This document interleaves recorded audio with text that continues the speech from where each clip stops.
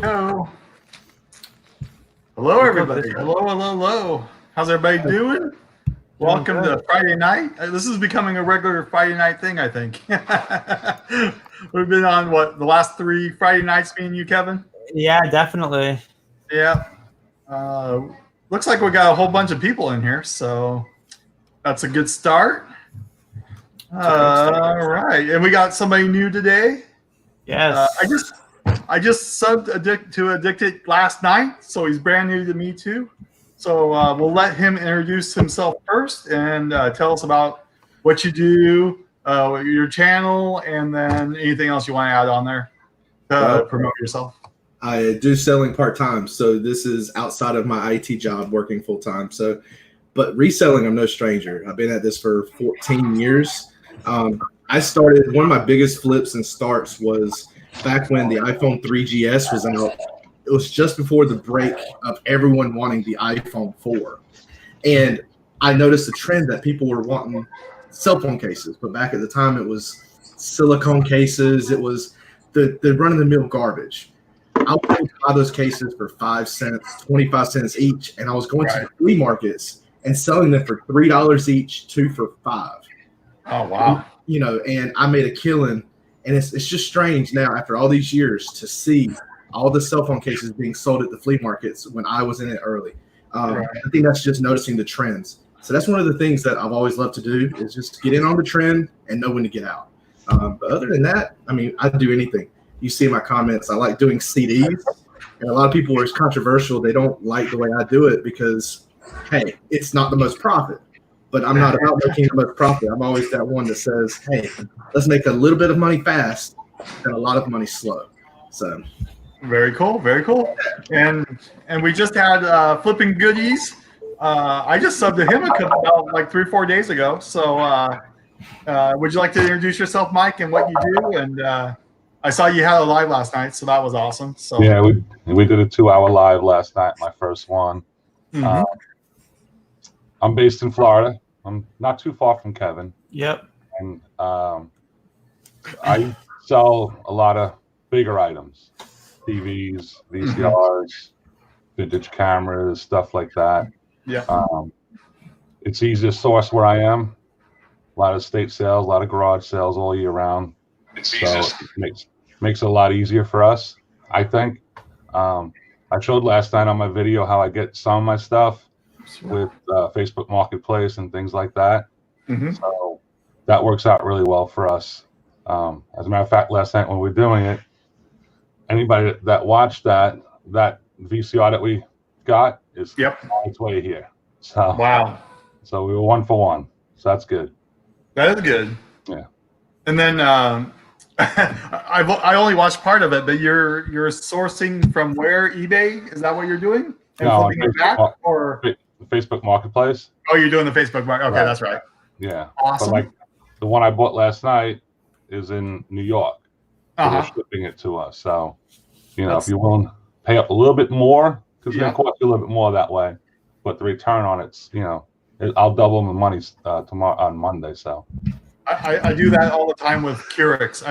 I sell them brand new and used, and I pick them up at garage sales, Facebook Marketplace, Goodwill, and then double, triple, even quadruple my money on those stupid little Keurigs. So heavier to ship, but definitely worth it. Yeah. Because Neat Desk is another good one. The Neat Desk, if you can find those, just make sure they're new. They could be open. Just make sure they weren't used. Mm-hmm. And those sell for like 200 plus. So those are good too. Very cool. And Mike does a lot of electronics, especially the VCR. Like, I love his videos. Yep. I know he's come in the chat a few times, but I really did get a chance to check out his channel. I was happy I did. So looks like we got a ton of people in here. We got Jody, Froggy Flips, a couple of pickers, Lisa and Rob. They did a live earlier. That was a good live too. They had some good content there. They did have a great content. I love Tampa. I love their expression on the eBay up front, because they have a eBay up front in San Jose at the eBay headquarters, which is probably about 2.5 mile or 2.5 3 hours from me, and with traffic and everything. And she says if it's over 2 hours, don't go. So I don't think I'm going to be making that one. But yeah, but like she said, she made good points. If you're a new reseller, then it'd probably be good for you. But if you're a long time reseller, you're not going to learn anything. You're just there basically to mingle. Now I don't know about how eBay Open was before, but I was planning on going this year for the first time. I was planning on going this year ever. But then that was crazy because they canceled. I'm like, oh man, I must be the person shutting it down then, because I just have to come back and I want to go to it, and then they shut it down. And managed payments, they said you have to wait 2 to 4 days for your money on managed payments. That's gonna be bullshit. I don't. It makes me not want to sell on eBay since they're doing that. But and then they said what they're gonna do it because they want to be hip just like everybody else or something like that. You made a good point. And if you want, and I said earlier, it's actually gotten faster. It really has, because I've been in it for managed payments now for about 6 months. Okay. And the turnover, as far as getting your money you go from eBay into pending payment, and then the payment goes out. So that's a 2-day process. And then depending on what bank you have, from what I understand, depends on how fast you actually get it in the bank. So I'm with Bank of America. So yeah, I'm with Chase. Right now I'm at a 1-day turnover. So money that went out to go to the bank is in it the next day. So that's really good to know. Process though. So that's good to know, because I was thinking 2 to 4 days when when you can have your money instantaneously with PayPal, even though they do have their issues because they charge you 3% no matter what if you get the return or if you sell it, and they file a claim or whatever, they keep their 3%, which is bullshit too. But it's like I don't know what the worst of two evils, I guess. So yeah, I agree. I have mine linked to GoDaddy Bookkeeping. Okay. And it does everything for you. It's really good if you can figure out. What I do is, like, my payment from eBay goes into Bank of America. Uh-huh. Then GoDaddy takes that and puts it into my income. So it's a very simple process. Now you can use managed payments, GoDaddy, but it's like a boggled mess. You got the cost of the item, then you got the shipping income, and then you have the who is that? Like I'm running a discount, 10% discount, so that shows up in GoDaddy, and it becomes a real big mess on that page. So I just have it simply come from my bank into GoDaddy. That was my sell, by the way. No, okay. We were wondering. It wasn't mine, so it didn't go up either. Okay. Jody says congrats on the sale. That's awesome. Nerd Flipper wants to know what you sold. Yep. Let's see. A lot of 9 Atari 2600s. Wow. Nice. Yeah. So, I don't know. Let me hold on a second. I just want to know. Yeah, exactly. You're not $27 and like $6 or something shipping. Okay. So very cool. I know like Lisa and Rob, they were like had a lot of issues with eBay up front. But yeah, like you said, Kevin, if you were a new seller and wanted to go to the tables or whatever, I could see that. But I was just bummed because I was gonna go, and the night that I was talking to Lisa and Lisa and Robin, and it was already sold out. I was like, "You kidding me already?" Yeah. And I wanted to go because I want to mingle with everybody. So I knew it was going to mostly be about just new people and stuff like that, new sellers. But I wanted just to mingle with everybody and meet everybody, and I didn't even get that chance. And it stinks because I'm really a huge fan of Kathy Terrell. She's like the eBay goddess. She does a lot of that promotion. She puts a lot of this stuff on. And then Dana Crawford, who runs the eBay stuff out in the villages in Orlando. She's been part of my group for a long time. And then there's a couple other people I wanted to see. I heard Rowdy Roots was there, and Rockstar Picker. I think it's Rockstar Flipper. He actually follows me. He's my most subscribed person that follows me.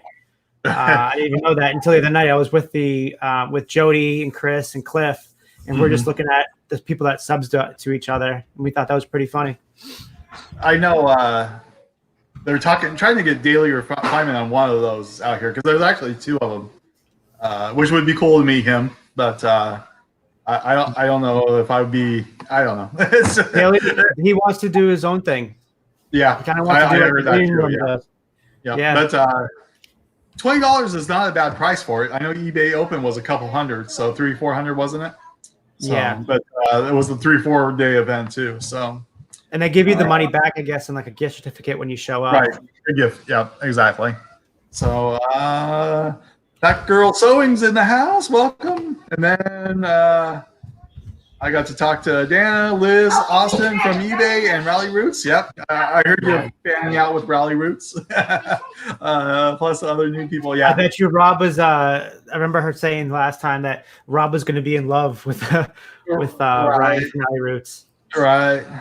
They definitely got their hustle going on. So good of them to get eBay to sponsor them. That's what they should have been doing from the beginning, getting these eBay sellers in.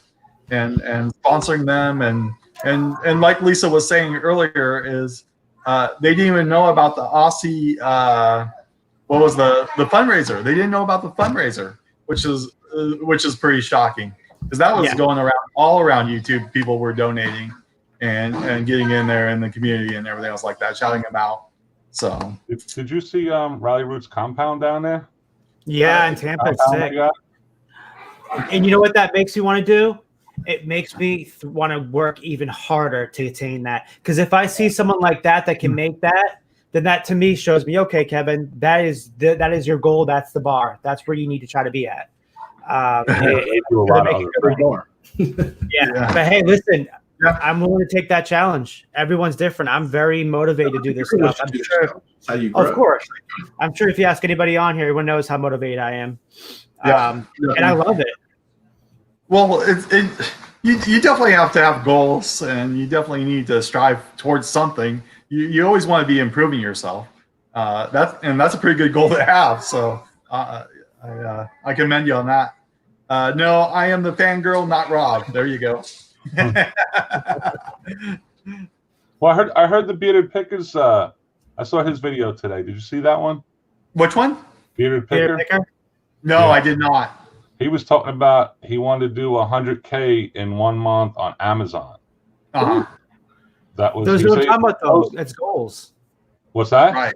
It's No, goals. he said he closed a couple of times, just fell a little short. So, but there's a difference. I could make 100K on Amazon in a month, but I would make only 2 or 3K if I didn't have a good enough margin. It's not worth it to do 100K if you only got like 5% margin, which I know his margin isn't that great. So you gotta get the 20-30% margins in there.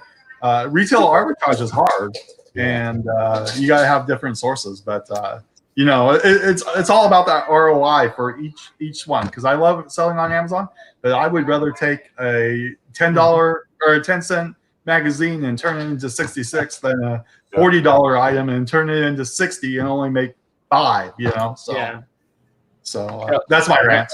I'm going to answer Kelly's question. I'm in 2 groups.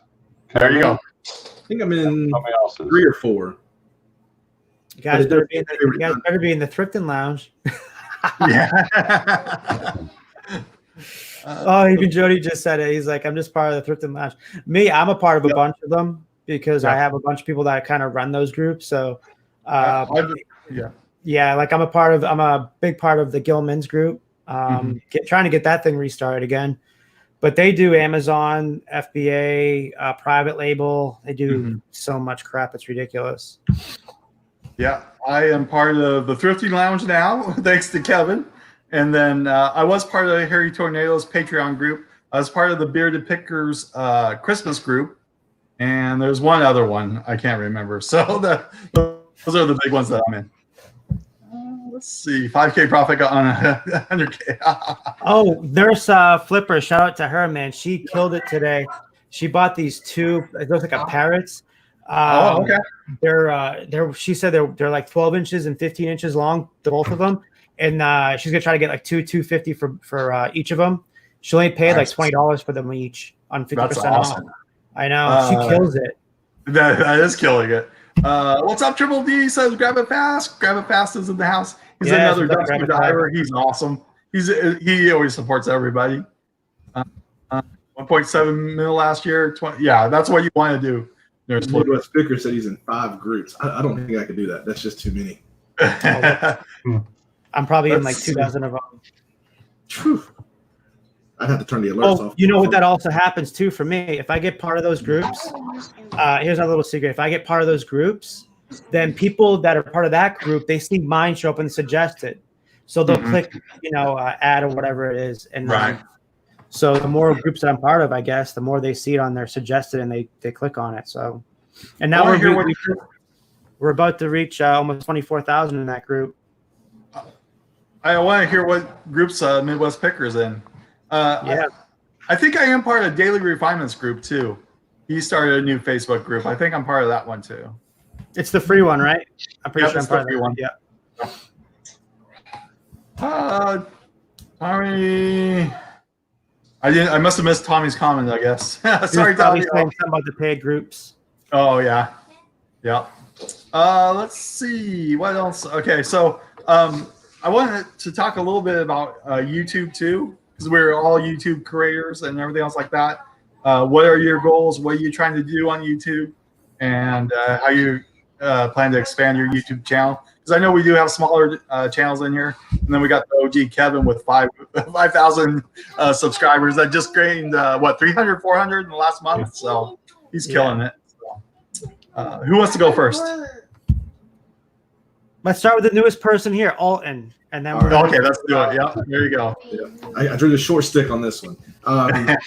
For me, it's simple. Not everybody sells the same. We're all different, right? So with mine, my family can attest that I embody the hustle itself. It isn't what I'm doing as much as the process of doing it. I drive Uber, Lyft, I do all these other things. There are different ways to make money, and I want to bring that to the channel as well, and being smart with your time management and saying, hey, I have 20 hours this week. How can I make that the most efficient and do the best with it? And that's what it is. So one day it could be saving money, making money. It all works together. I know More Income. He's doing the Uber Eats and the other ones too. And I love following that journey for the food industries and seeing how different ways to make money and everything else like that. Absolutely. Okay, Mike, how about you? Why'd I start the channel? Yep.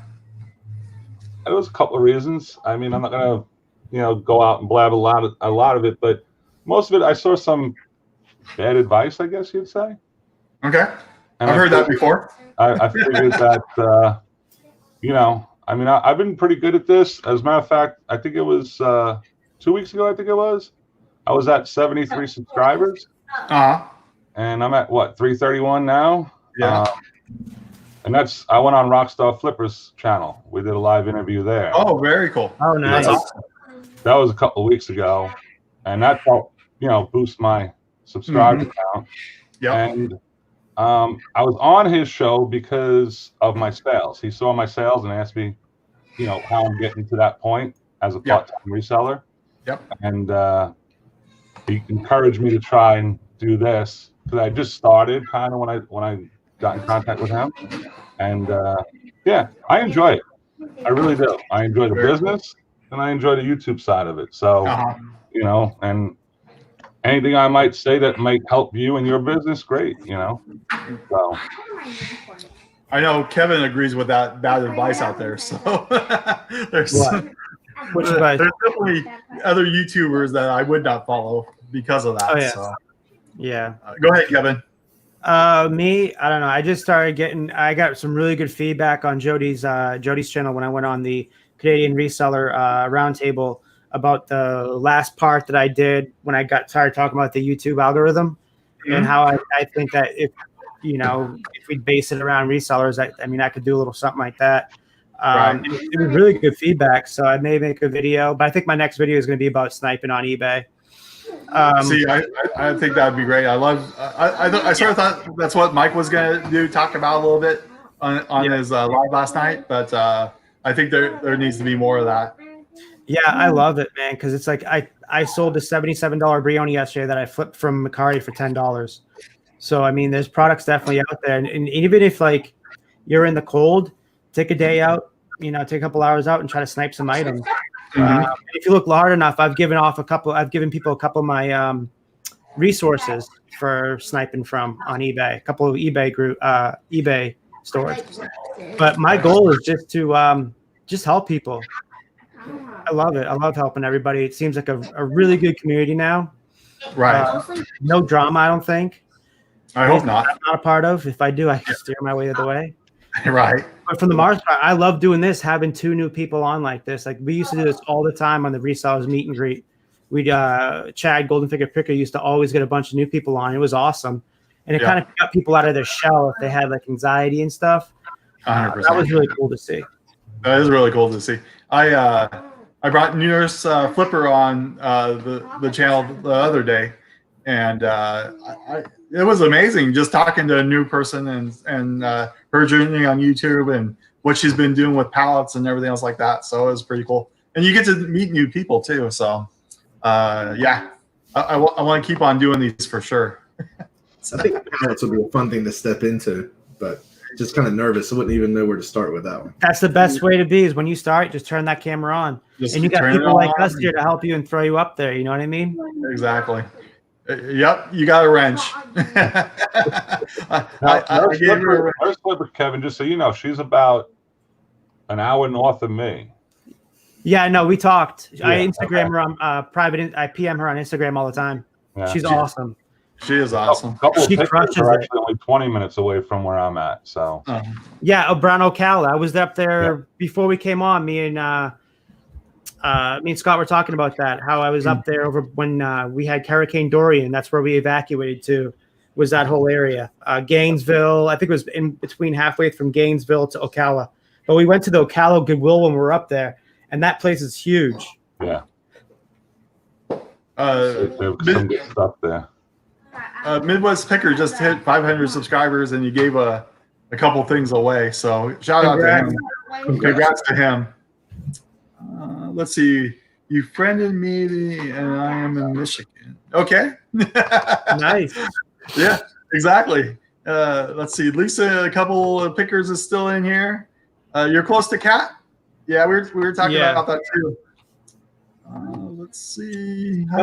We should all do a meetup, all of us in that area. You know what I mean?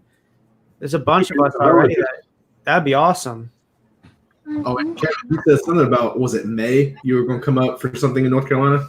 Yeah, end of May, I'm going to be doing the All-Star race, not the All-Star race, the Coke 600 again, the whole weekend.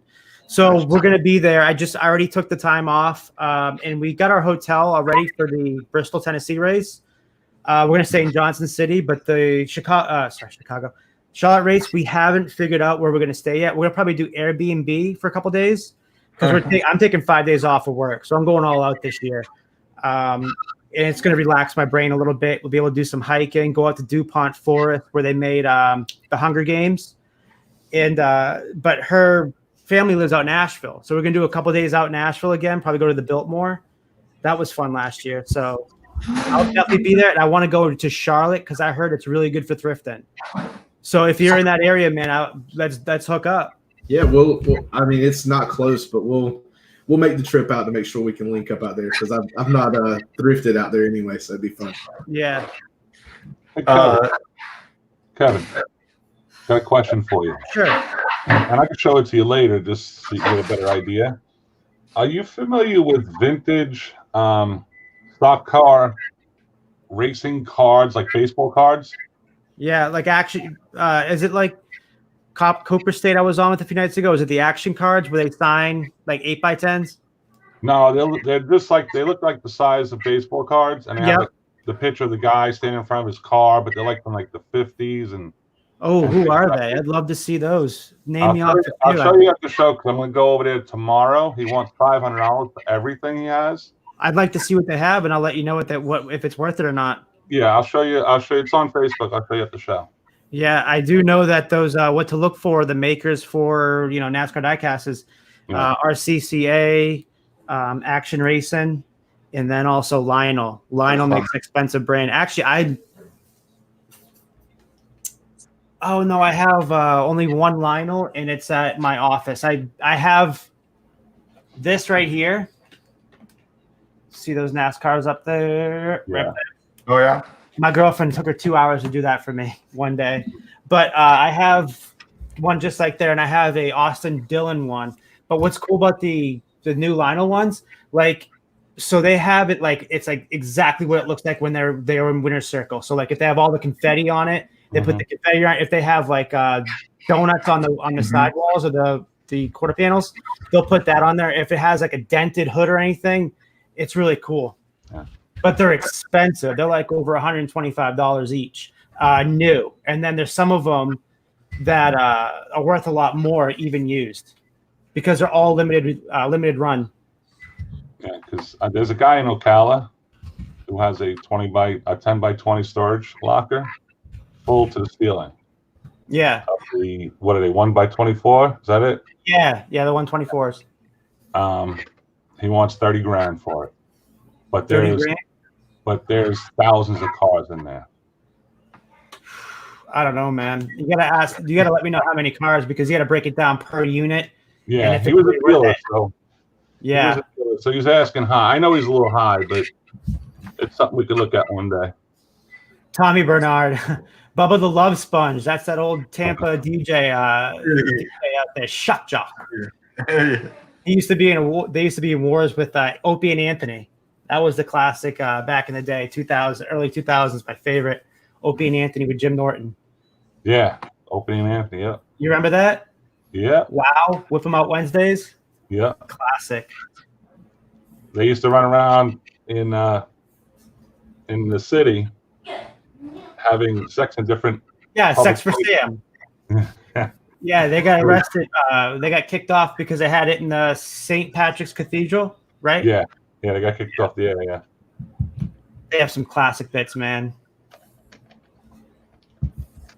This one. There's a bunch of people in the chat. I don't know if anybody had any questions. We had some questions up top.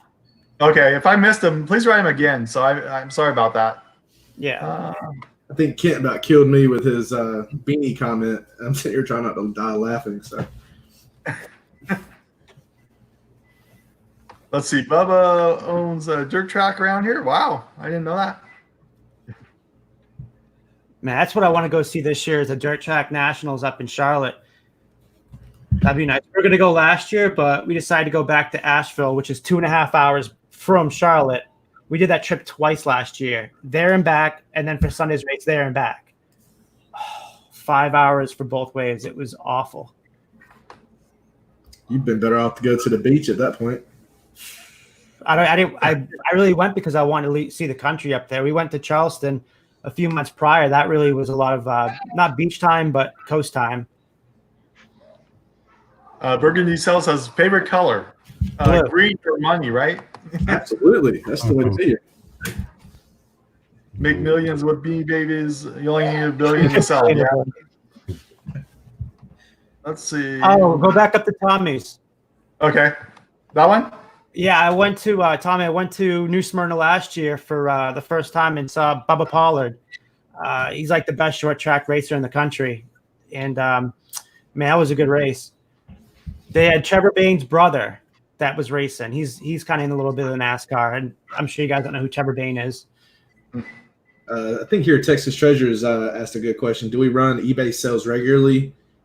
What's y'all's thoughts on that? Because I typically will run a sale, but I don't typically mark down my prices. Try to keep that hold where I think it's valued, and I just run like a 10 to 15 to 20% based off the category. I like Kevin's idea. I'm going to try that with the sales running concurrent, 2-day sales. I'm going to try that. So, but before that, I was just running weekend sales and stuff like that. No rhyme or reason. So I'm going to put more rhyme and reason to mine. How about you, Kevin? I think almost everybody knows in here about how I do my sales. I run them 2 days. And then what I do is I run 30% sales. Obviously, I put it 30, or I raise my price 30%, and then I put the sale on 30%, run 2 days concurrent. Sometimes it runs out because I'll forget or I'll get too busy. But what I'll do is 2 days after their second day, I'll run it 2 more days out. Or sometimes, because I'm a micromanager, so I'm always changing things up. Sometimes I'll see if I got hits when I did 1 day, go in 1 day and extend it 1 more day, and then extend it 1 more day. Sometimes that works too. Right. Harry's in the house. Hey, Harry, how's it going? He had a live on earlier. I missed it, but it was a good one. Okay, I saw a comment about what was your dumbest return. Oh, okay. Okay, yeah. I want to take that one on if you don't mind. Oh, there you go, right there. I sold a VCR DVD player, sent it out. 2 days later, I get a message saying it played the first tape on the VCR side, but I can't get the second one to play. I was like, well, that's strange, but okay. Can you try another tape? So he messaged me back, said, I tried another one. It won't take it. I'm like, all right, send it back. Sends it back to me. I get it, plug it in, go to put a tape in, it won't go in. I hit eject, out comes the tape he had first put in. He never took the first tape out. Wow. So of course it's not going to take the next tape. I had a feeling you were going to say VCR because that was one of my craziest ones. I sent a VCR out, had tested it, we cleaned it and pulled it apart, just make sure everything was good. The rubber bands and stuff were still together intact. And literally, I sent a tape, brand new tape. I had tested them with it, and he goes, "Hey, this thing don't work." I was like, "We tested it for like 4 different movies, so this thing has to work. It's been gone through." And he goes, "It don't work." And he sent me pictures, and it was the worst VHS you had ever seen. The film was almost like ruptured and cracked, and it was tore off inside of it. It was just ridiculous. It's like, get a different tape. What's your biggest regret? Biggest regret, I guess, that's a great question, actually. Anybody want to tackle that one? Not starting. Yeah, I think that's a big one for anybody. So why didn't I do this before? Why didn't I know this before? So. I passed up on a buy that when I first started that was a little higher than I wanted to invest into. And looking back now, knowing what the return would have been on it, it's something I wish I had a second chance at. Mm-hmm. I would take mine a little bit different. My biggest regret, I wish I would have invested in the stock market a little bit, like in my 20s, so I could have all those years in my returns. But yeah, there's a bunch of regrets, but that's one of them. So, and starting, I wish I would have started YouTube earlier, like Bearded Picker and all those guys. They were telling me to do it a year before I did this, and I wish I would listen to them and did YouTube a year before this. So, let's see, man, this is great. Tons and tons of people in here. We have 24 people in here. There was 27. Let's see. There was another one. Do you do a Patreon for VCR DVD combos? I don't think you need to. I think there's enough free information out there on those, right? Don't you think? On finding them or fixing them? Well, fixing them would be a different one. Yeah, if you want to fix them or whatever, Mike. Well, I fixed some of them that I get in.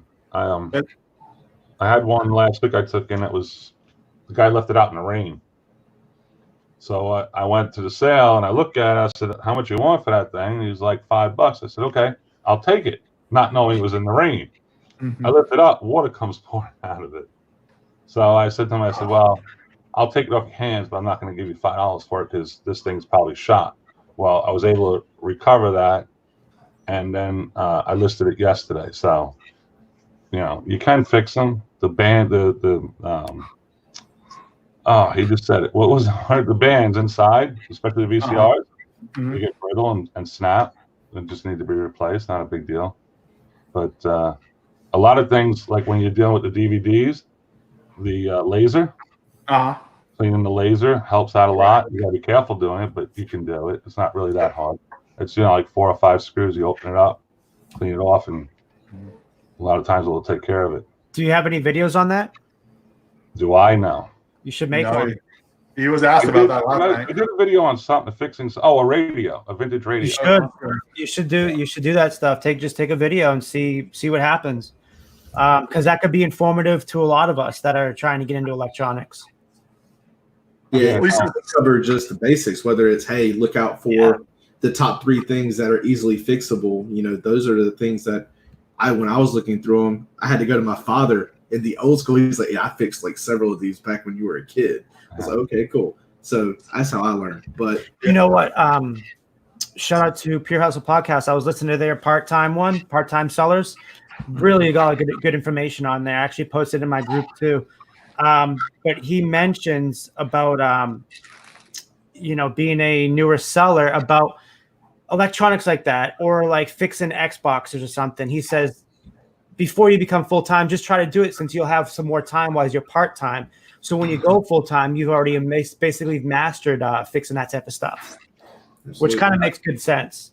I mean, let's face it. A lot of times we're buying things at such low cost that you take a chance at a garage sale. You pick up a electronic. You're taking a chance because you don't know what's going to happen with that. Very rare you can go and plug it in and test it.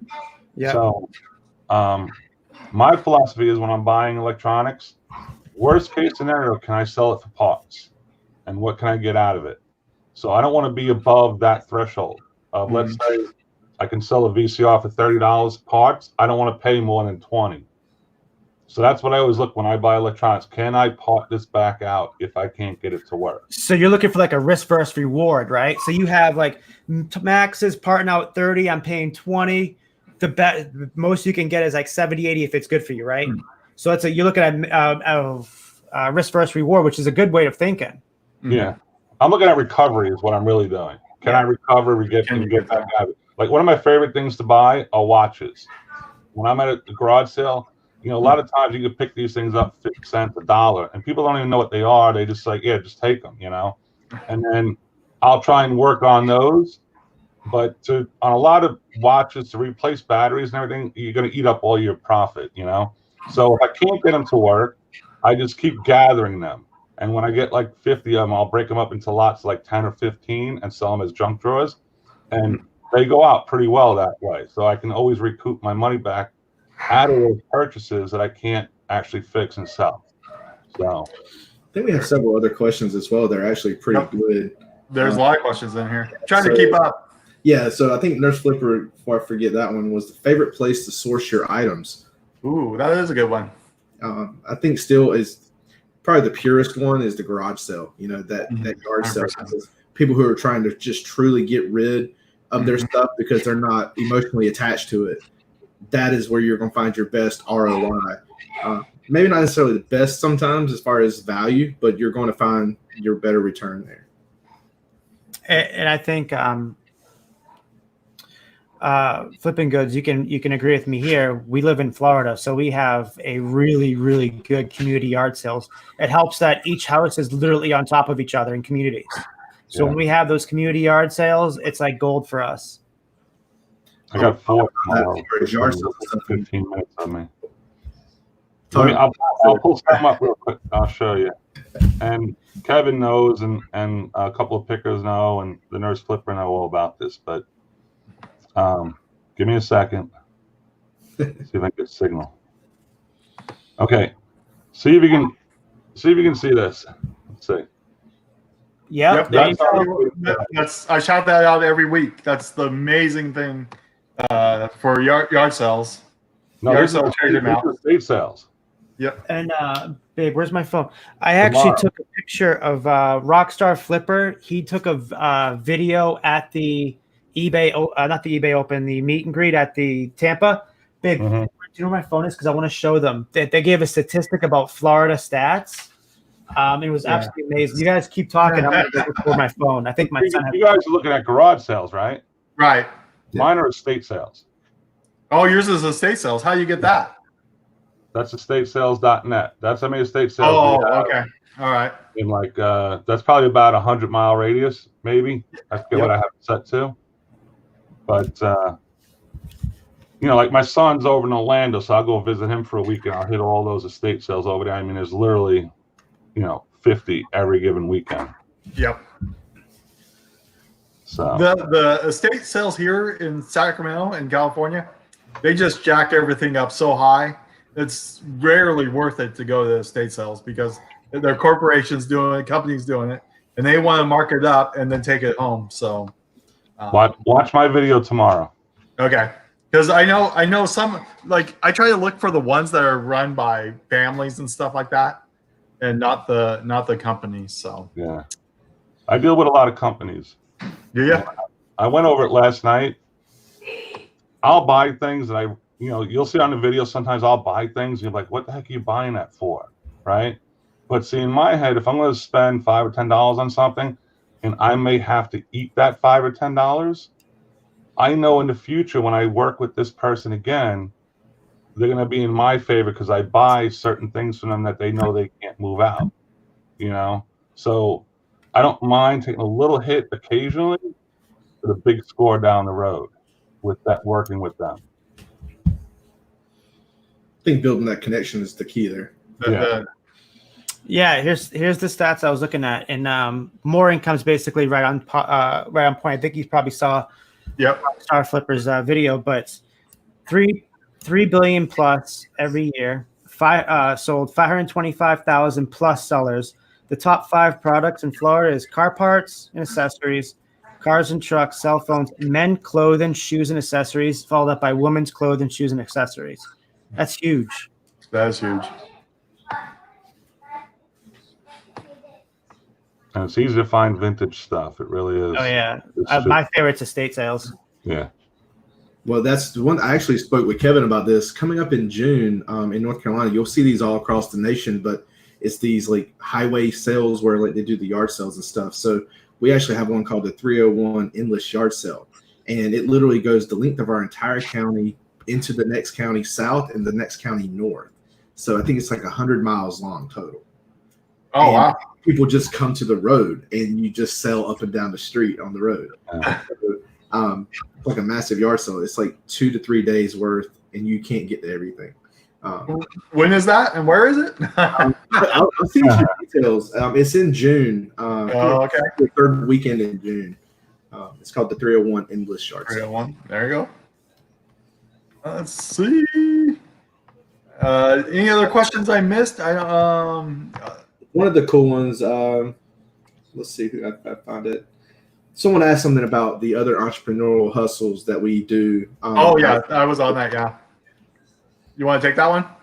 Yeah, I mean, that one's pretty fun. Of course, the Uber and stuff. But one of the fun ones I want to get into in future videos is doing the charging for Lime and Bird scooters and all these other things. Doing a night out. Some people would be up at night. Yeah. From 9 p.m. until you go for a couple hours to pick them up, take them home and charge them. Yeah. And then Reagan did that. Yep. Yes, he did, and he actually, taught highly of it. But at the same time, these guys are putting that effort and that hustle in, and nothing's going to come easy. You're going to put that effort in, and whether it's 8 hours a night and you got to do it, you're going to do something to build your capital. If you want to do full time, you're going to have to find a way to fund it. So don't be afraid to hustle and work hard. Yeah, was he talking about present? Like startups that you want to do, or was he talking about past ones? I didn't quite understand if he was talking about present or past. So part of what he was doing, he kind of goes around and talks about like what people are currently doing.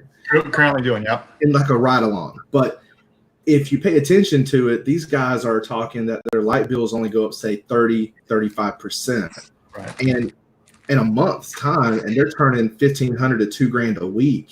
Right.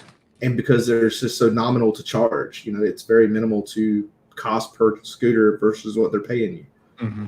So. There's a channel, Forever Self-Employed, and I just love that channel. He's actually a pressure washer, and he does flipping cars and stuff like that. But yeah, Forever Self-Employed is a pretty cool channel. He does that and gives you the recap and what he made and stuff like that. So, and then More Income does a little bit of that. He does the Uber Eats and stuff like that. But he's going to try new things, I think he was saying too. So, but he's in North Dakota. So there's, I don't know how much of those bikes or whatever, scooters are around in North Dakota, but Let's see. That's one thing I don't want people to be informed about is a lot of these little niche little hustles are in the bigger cities. Now, if you're in big area like say Charlotte and Raleigh, North Carolina, that's where that's going to be. Right. And those bigger cities like Miami, they're going to have it. That's not going to be in your run of the mill city. So you just have to know where the population is. Mm-hmm. I agree, because it's like when I went out to Savannah last year, and then we went to Greenville, South Carolina, and then we didn't hit Charlotte area, but we did do Asheville on the way out. There was not much stuff out there. There are really no estate sales out there compared to where we have down here, and even Charleston. I was down Charleston hoping to get into like a estate sale or two, and the closest one was like 130 miles west. I was like crazy. There's tons and tons of ways to make money now these days. It's amazing what you guys what the opportunities out there and what you can do. And you could take a $20 bill and get gas and start dumpster diving and make money on that. It's amazing how much opportunities online and everything else like that. Go ahead. Let's see. Today's what, Friday? So yesterday or Wednesday at lunchtime, I have an hour for my lunch at work. I went down to the local thrift store, and they had they're normally $1 per their CDs, and everyone knows I'm doing the CD trend, whatever. But there's money in it right now, so I'm riding that gravy, right? So, but they had them on sale for 50 cents a piece, and I'd be crazy not to let Declutter or some of the other apps buy them for $2.50 and $3 a piece. Right. Yes, there's bigger money in that if I wanted to hold them, but if I'm looking at the quick hustle to make my week or make a certain goal, you can't argue with a 4 and 5x return all day. So that's where a lot of people don't like that I just let them go. But hey, money's money. So if someone wants to pay me, like I spent $9 on my lunch break, I sent the box in that afternoon, and they paid me like $29, and they paid the shipping. Yeah, and it was for an hour of my day. Yeah. Jody, I love your picker too. I met him in Vegas at ASD, and he's just as funny in person as he is on his content. So I agree with you on that one. Paige is in the house. Welcome, welcome, welcome. Couple pickers where you're located at. Let's see. Ocala, Florida. Right on, Scott. Yep. So we all do pretty much a little eBay, right? We all do eBay. Is there any other platforms are you guys selling on for the new guys? I just sold my first item on Mercari on Thursday. Okay. All right. Sold a old champ hat, one of the old fedora style men's hats. We bought it at an estate sale. I think I had like 50 cents in it if you count everything I had in this big lot when they did their estate sale. And I sold it for 18 plus shipping. So that was a pretty good flip. Mm-hmm. Mike? I'm on Posh and Amazon. And Amazon, yeah. I sell on Amazon too. I forced myself to go on Posh because I just made a big buy of men's suits and ties. And I had to expand because I'm going to sit on these for a little bit. And actually, I did sell a suit today, but yeah. So I moved on to Posh because I think right now, I think I have 117 listings up there, and that's in like 2-week time. So yeah. And then Clay's Closet, he does Poshmark reviews. I don't know if you know him, but he was in here earlier. Texas Treasures. Yep. Right. Texas Treasures. Yep. He Sorry. Jody Matomi's closet, which he just got his USA closet back. Jody did. Oh, okay. Yep. And then also, what was I going to say? I was going to say something else. That thought escaped my mind. I was going to say something else. Oh, well. Let's see. So when you guys are listing stuff on eBay, do you have a certain process that you go through? Do you guys like take pictures up front, or do you guys list everything one at a time? Is there a way that you do it that works better for you than another way, I guess you'd say? I think it depends on what I'm listing that night. Like when I did the model cars the other night, I took pictures of every one of them. and then sat down and did the listings. Yeah. I know what I was going to say. Gorgeous. I don't know if you just saw her latest video, Jesse. She got a storage unit with a whole bunch of vintage clothes, and she did a review on selling her vintage stuff on Poshmark and eBay. That was pretty impressive. It opened my eyes to some of those vintage stuff. That is nice. Yeah. So go watch that channel for sure. I think the process really does, like you said, it depends on the item. But for me, I like to focus, like when I'm looking at an item that I've already researched, I try to make sure I get it completed before I move on to the next one, so I don't make a mistake and either list it incorrectly or make the wrong description note. You know what I mean? Like I really dig into it and say, okay, well, here's what I'm working on. Like in one of my videos, I found a Lego Model 331 original sealed package from Lego from 1960s. I didn't want to mess that up. You know what I mean? So I had it done the right way. I took pictures, went through the app, and just made sure everything, all the nuts and bolts were in place. Some things you take pictures and just move along, but it depends on the item, truly. Oh, Ken, I can't agree I can't agree with you more, man. That's why I've kind of don't sell much on Poshmark anymore, because there's so many low ballers. There is. It used to be higher than eBay, but yeah, there's low ballers on there now. Brandon BB, what's up? It is the fruit stores right now. Yeah, I would definitely like to get some of these people on. Amazing people on the channel, and just pick their brain like I'm doing with you guys right now. So let's see. We've been about 50 minutes now, and I wanted to know what drives you, I guess. I know we all have like death piles and stuff, or I do at least. You don't want to see my death pile, but what drives you to get up and do the same thing, go to the thrift stores, hunt and stuff like that? What drives you guys? Well, I mean, for me, I love it when you get the cha-ching on your phone. Oh yeah, just means that I bought something that somebody had interest in, and like my favorite, I discussed it last night. I've sold like 4 or 5 items to like movie studios and stuff. Right. So that's real exciting when stuff like that comes through. You know, and for me, the vintage stuff, finding, like I was on a hunt for an Atari 800, and it was big for me to find. I finally sourced it. It happened to be in Orlando, where my son is. He went over and picked it up for me like 20 minutes later. So for me, that's a personal thing, because that's what I grew up playing, was the Atari 800. So to try and find one again with the floppy disk drive, you know, the whole 9 yards. Like, I don't know how many floppy disks I have, because I haven't gone through it yet, but there's probably like 50 with like anywhere from 3 to 10 games on each disc. So I'm looking forward to that.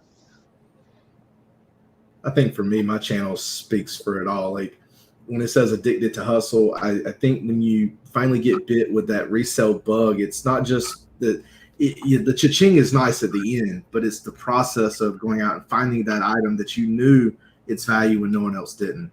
You know, there's so many steps along the way.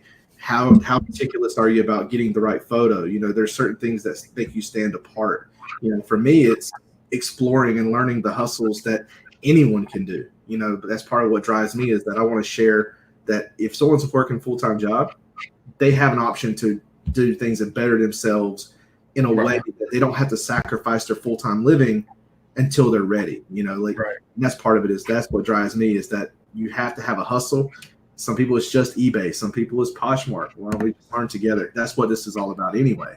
So for me, it's just every day. It's the hustle, literally.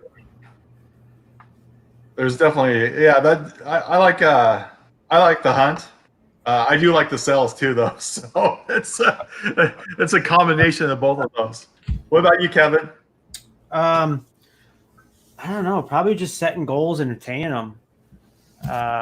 You know, and my motivation is definitely to go full time. So that's when it's really keeping me focused. You know, you have a pretty lofty goal of going full time by what, December? Is that what it is? So are you do you break that down? I guess you break it down into weeks and months, or well, monthly. I mean, I want to at least be. I know it's not going to be attainable here in the next few months or even this month, but I want to be like, $5,000 a month. Last month I made $5,200, but it was ballooned by a $1,200 lens. Now that lens dropped off last week, so it shows I'm down 20%. So, but I mean, I'll eventually get there. So if I can consistently do 5,000 gross profit, 3,000, like a monthly after taxes and everything, that'd be good for me. Yeah, I think maybe a little more. I may need a little more though. I don't know. But I'll figure it out. I'll make it work. I'm not even full time. I guess I'm sort of part time, full time. I don't know. I'm in between. I do have a side gig that I do for my friend Lisa and help her with her complexes.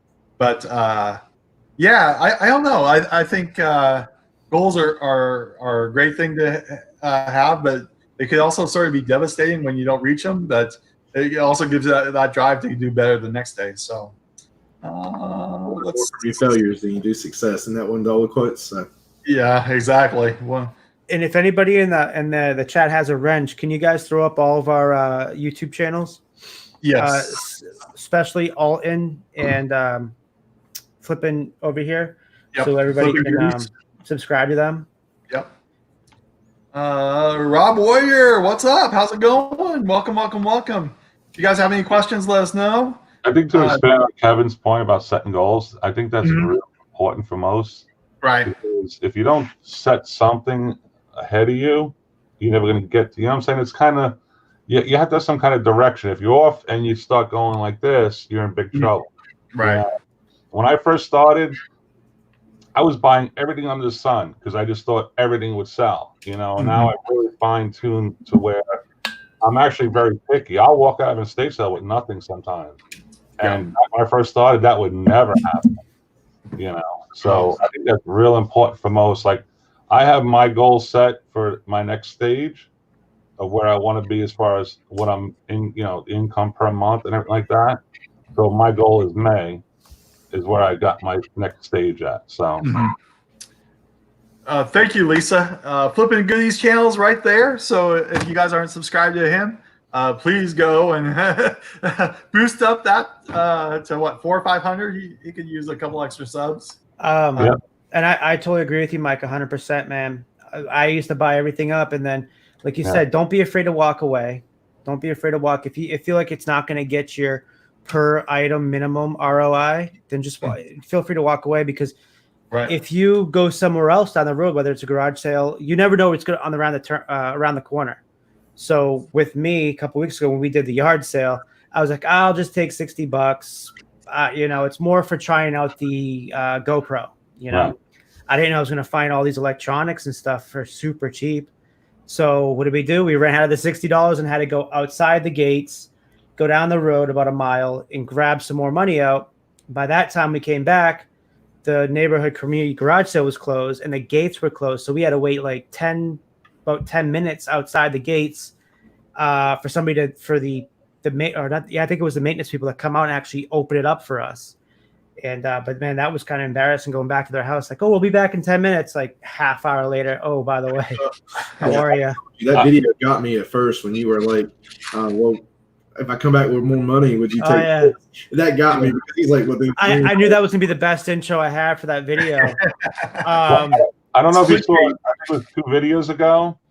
I was at an estate sale and I commented that be careful on the 50% days. You tend to buy more than you really should. And then on my video, I put up I should follow my own advice, because I wound up buying a stupid vacuum cleaner for $20 that I have no business buying. So there's Kevin's channel. If you aren't subscribed to him, definitely check him out. And now we're just missing one more. So Addicted to Hustle. Addicted to Hustle. Yep. Yeah, whoever can get addicted, and then the number 2, and then Hustle. Yep. That is all so somebody could grab that one. He definitely needs a couple more subscribers. Yeah, he's brand new. Brand new. Definitely everybody in here should go subscribe. Right there he's put his logo in there. So if you could get that channel for us, that'd be great.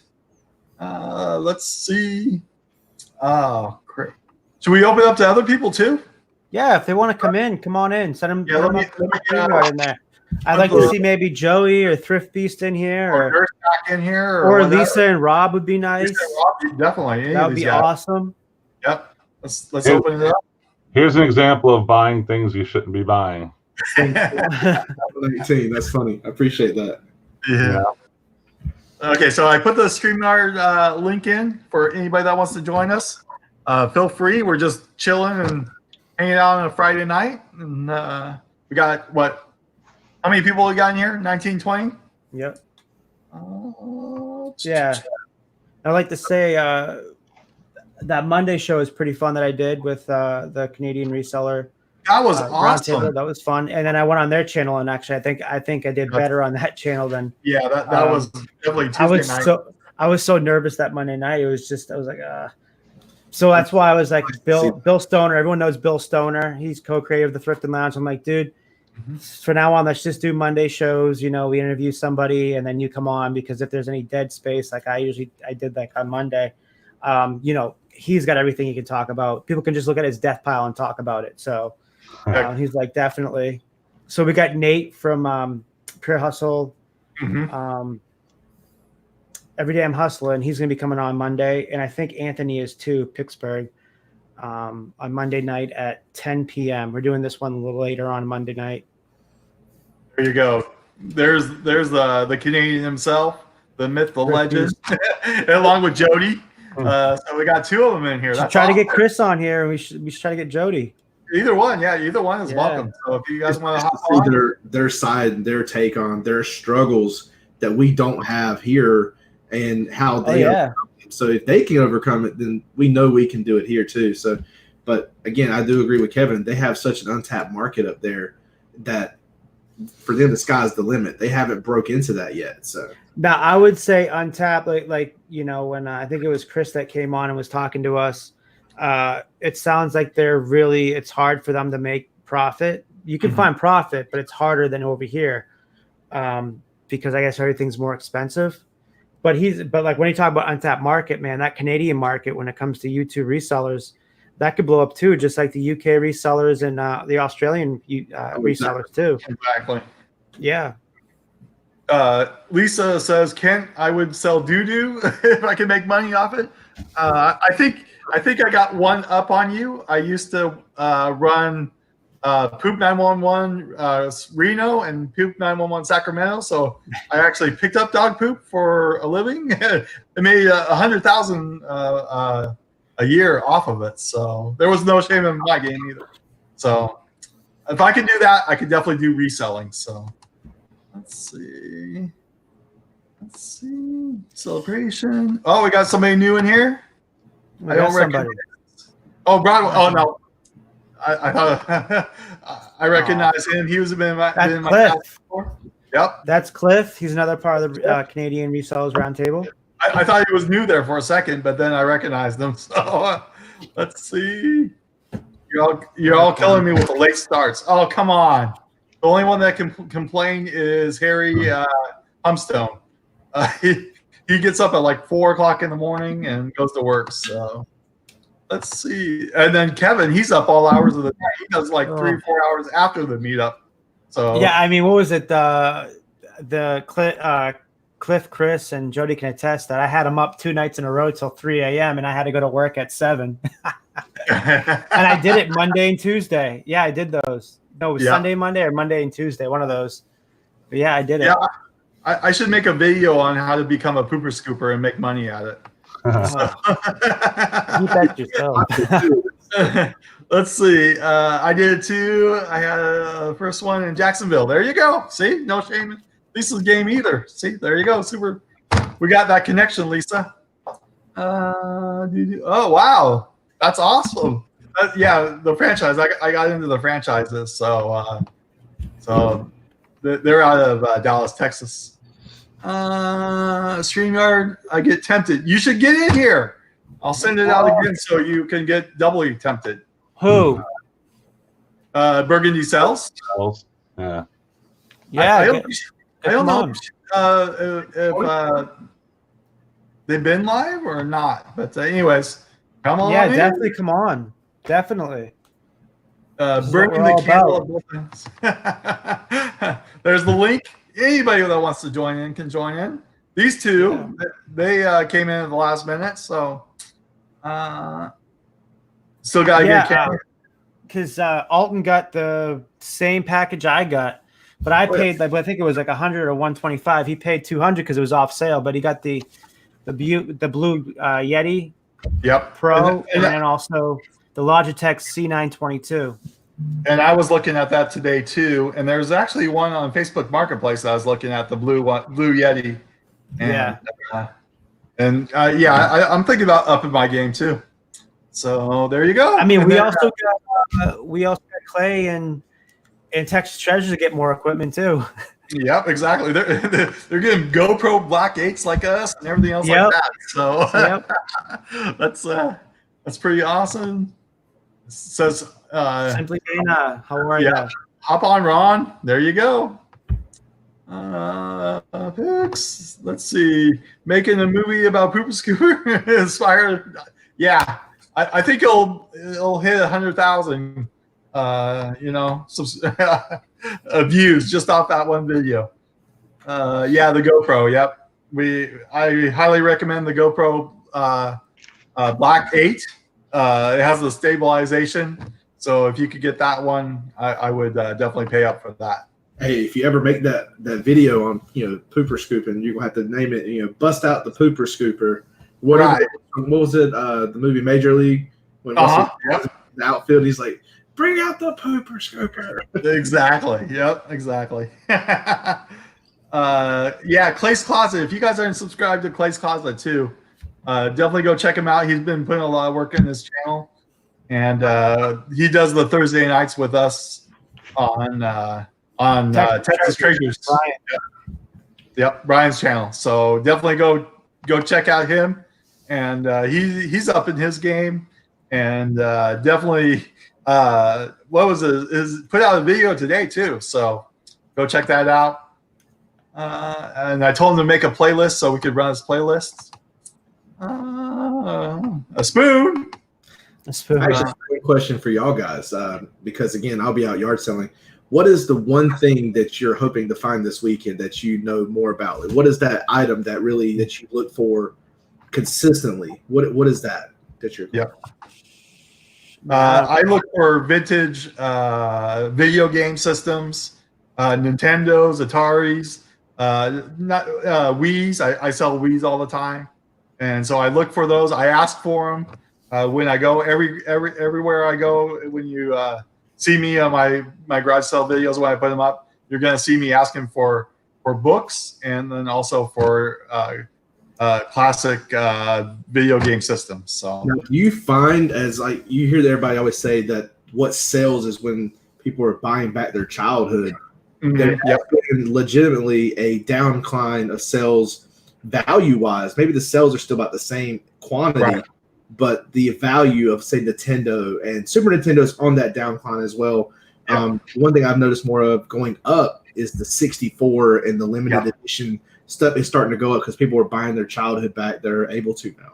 So exactly, and definitely seeing that, but all those still sell, and then also the remotes. Oh man, those N64 remotes! I love it. Last year, at the whole 301 thing, I was actually selling last year, and I took a break and left my father at the booth. And I'm walking around the corner, and I kid you not, I found a transparent yellow Dreamcast controller bag, and it had the system. It had a regular controller. I said, well, "How much you want for it?" The person said $20. Oh yeah, I grabbed it. It was just that instinctive grab, like you couldn't get your money out of your pocket fast enough. I'm sure. I know it burned a hole in my pocket. But I literally went to my table. I took the controller out. I was smart about it. I left the system, the controller cables in the bag. I told myself, I'll let it go so I have nothing in it. Literally, someone about an hour and a half later came up and said, "Oh, what do you want for this?" I said, "Look, I haven't tested it. I literally just got it. If you want it, I'll take $20 for it." And he goes, "Done." He took it. I have nothing in it. I turned around and sold that yellow transparent controller for like $150 something plus shipping, like a week later. Now I heard the Game Boys. I heard they're modding them now. I was trying to follow that, but I know the Game Boys are colors are in demand again. They are going. They're going up. Yep. So keep an eye out for those. I know right now, from what they were about a year and a half ago, the average trend is about like 18 to 20% higher. But I do know that it's probably going to go up. I wouldn't say it's going to double the price just yet, but probably about another, from that time frame again, I think it's probably about another 2 or 3 years you'll see it double. But it's slowly getting to that point where they're coming back for resale. Let me see if I can answer Kevin's answer. Let's see. NASCAR. Is that what is that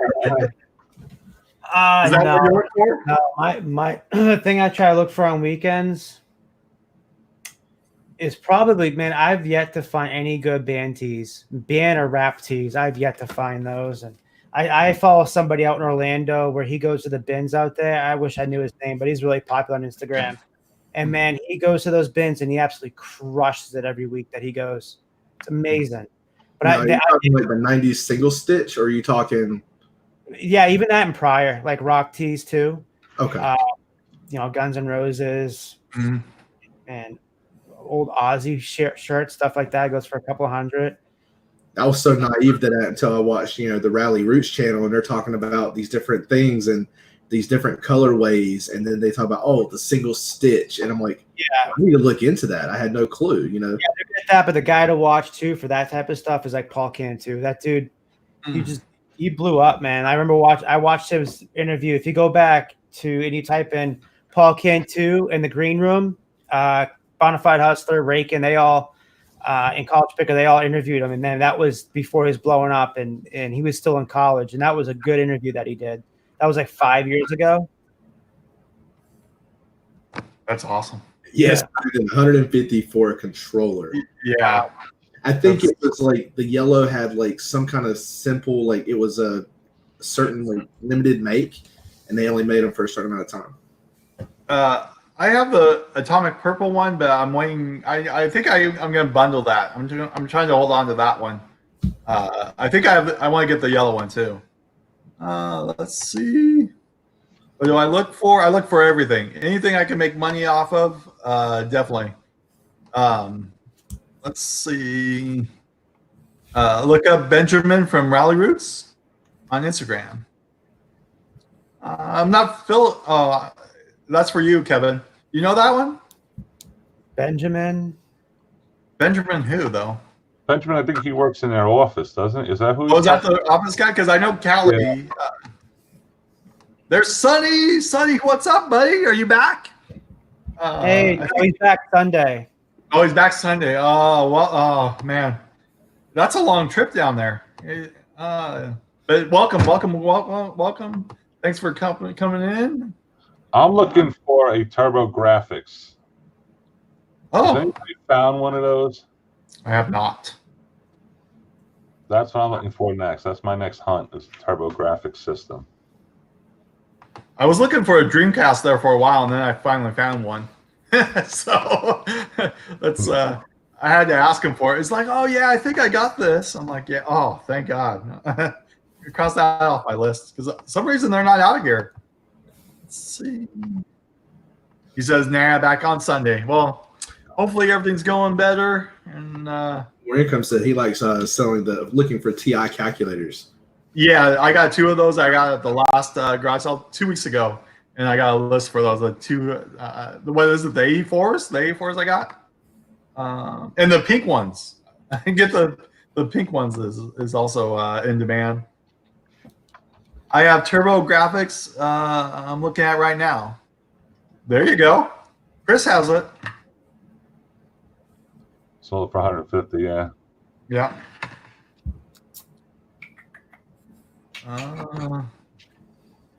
Yeah. That thing, when I bought that thing, I was what, 21? It new with everything. It was like $600 that system. It was like super expensive. Okay. Bend and jamming. I'll have to look that one up. Thanks for dismantling. I think it's ready to go to sleep. Yeah, I don't know what's. I guess because I'm ignoring him or what. I don't know. This channel sucks. It does suck. I don't even know why any of you guys are here. It sucks. That's true. No, I'm just kidding. Yeah, exactly. Yeah, Susie terrible host. Susie Woozy, welcome. I'm gonna put the link back in here. Like I said, if anybody wants to join, Sunny or Sunny, I know it's not at home, but anybody want to join? Come on in. Benjamin finds dope vintage items. Okay, I'll definitely look that up. Thanks, Sunny. Hey, Scott, did you? I think Alton, you did it, but I put up a post. I put up a couple good posts today. On my YouTube channel or Thrifting Lounge, I put like whoever has a YouTube channel, enter it below so we can all add each other. Because I subbed a couple people today. I haven't put my channel in there, but that somebody said that's a great idea. It's an awesome idea. Say it again. Someone's like, "This is thank you. I'm new to the community, and this is a really good idea." It's true. Like, let's all sub to each other. Have a good time.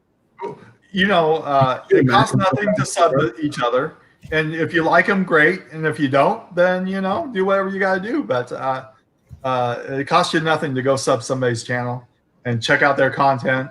And maybe you might learn a thing or two, Even from Kevin, you might learn a thing or two. About NASCAR. Not NASCAR. No, you'll never learn anything about NASCAR. I'm seriously thinking about making a NASCAR channel. Just live stream it during the race and just do like play-by-play. I think that'd be pretty cool.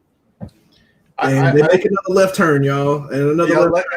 Make it left. It's not like that, man. Man. It's still sad. It's still sad that the Kent that passed away. The driver who passed away a couple weeks ago in NASCAR. No one passed away, man. No, the wreck. I'm sorry, no, the wreck. The wreck where he walked out. Yep. Yeah. See, that's how much I follow NASCAR. So there you go. Wow. He's wishing that luck on somebody. No, that's not true. I'm eBay Poshman's in the house. Welcome. Jody, Scott, dude, check your StreamYard. You got people waiting to come in. I don't see that. Jody says, check. Maybe you're right. Maybe you are. Burgundy. There you go. There we go. Hey, what's up? Burgundy's in the house. Welcome.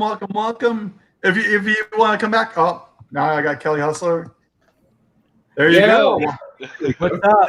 Take down the nerd flipper so we can see everybody closer. Hold on 1 second. Click on a random one and just click it again. It'll come right off. Yeah. Oh. Oh, that's. Hold on. There you go. There it is. You guys want to introduce yourselves? Sure. I'm Burgundy Sells. I've been doing the YouTube thing for not very long at all, and the reselling thing for only a little bit longer than that. And I I got into it because I'm a video game collector, right? So awesome.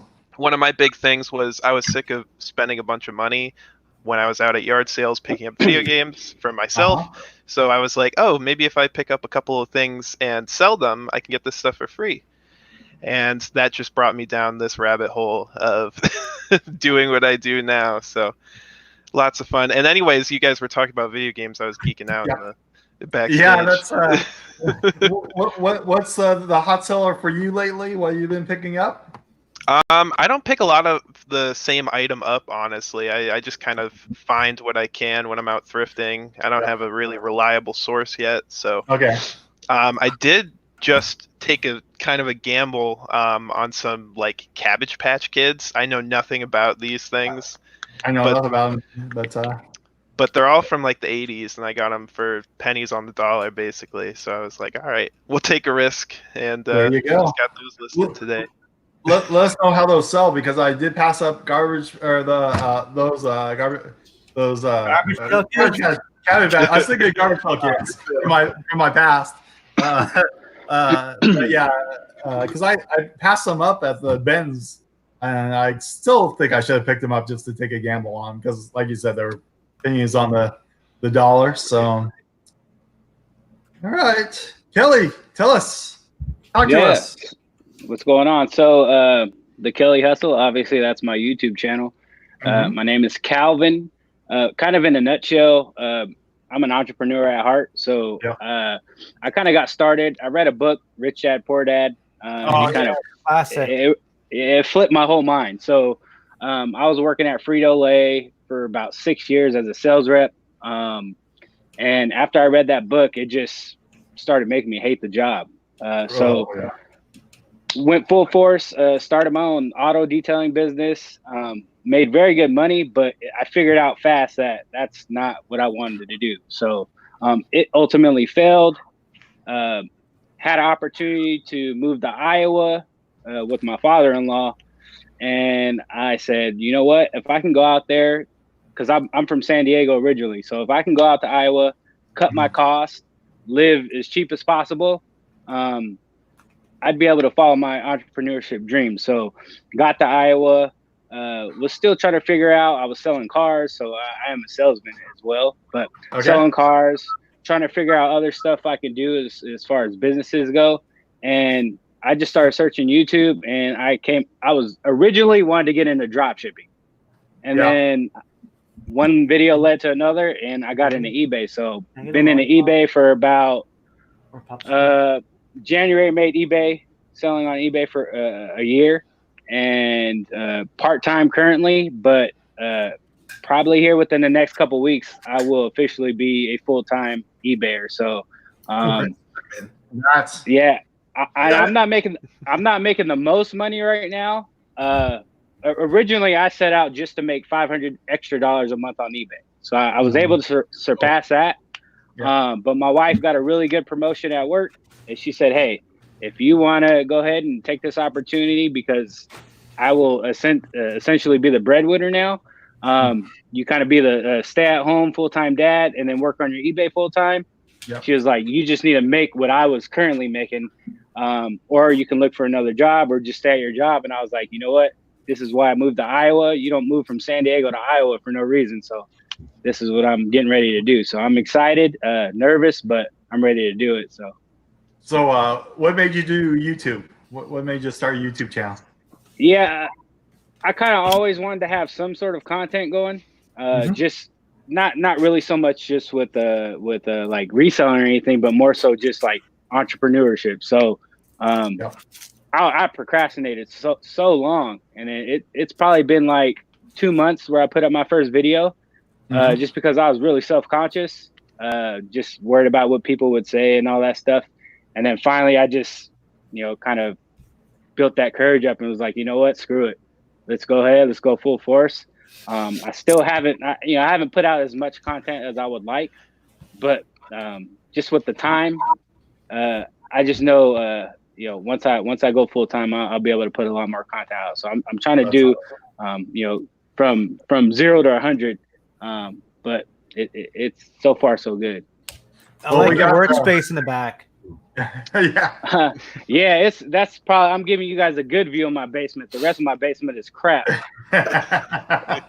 Now, so far, I've actually really enjoyed Kelly's stuff. I actually haven't watched the last video yet, but see, he's going to be doing big things. Yeah, I've been following him since he came into, I don't know if it was one of my videos or I thought it was Nate's. Someone else's. Who was it? Yeah, maybe it was Nate's about a week ago. Yep. And then he started popping up everywhere. Yeah. It's like, incoming Burgundy. Oh, that's crazy. You know what's crazy? It's crazy. It's crazy to see how supporting this whole reselling community is. Like, I'm really surprised by that. When you kind of watch the bigger channels, you wouldn't think that. But when you start like really going into the intricacies of all the other, like, I don't know, I don't want to say average channels, but just smaller channels. It's a big community. It's a really supporting community. So I think that's cool. Yeah, it's amazing. And that's how I felt when I left. There was only maybe a dozen people that did this consistently. And then coming back, seeing all the people is just like, I didn't even know. It's funny that you put a couple of pickers up here, but I didn't know there was so many until Rob and Lisa was like, "Oh, you got to check out the UK YouTubers. You got to check out the Australian YouTubers."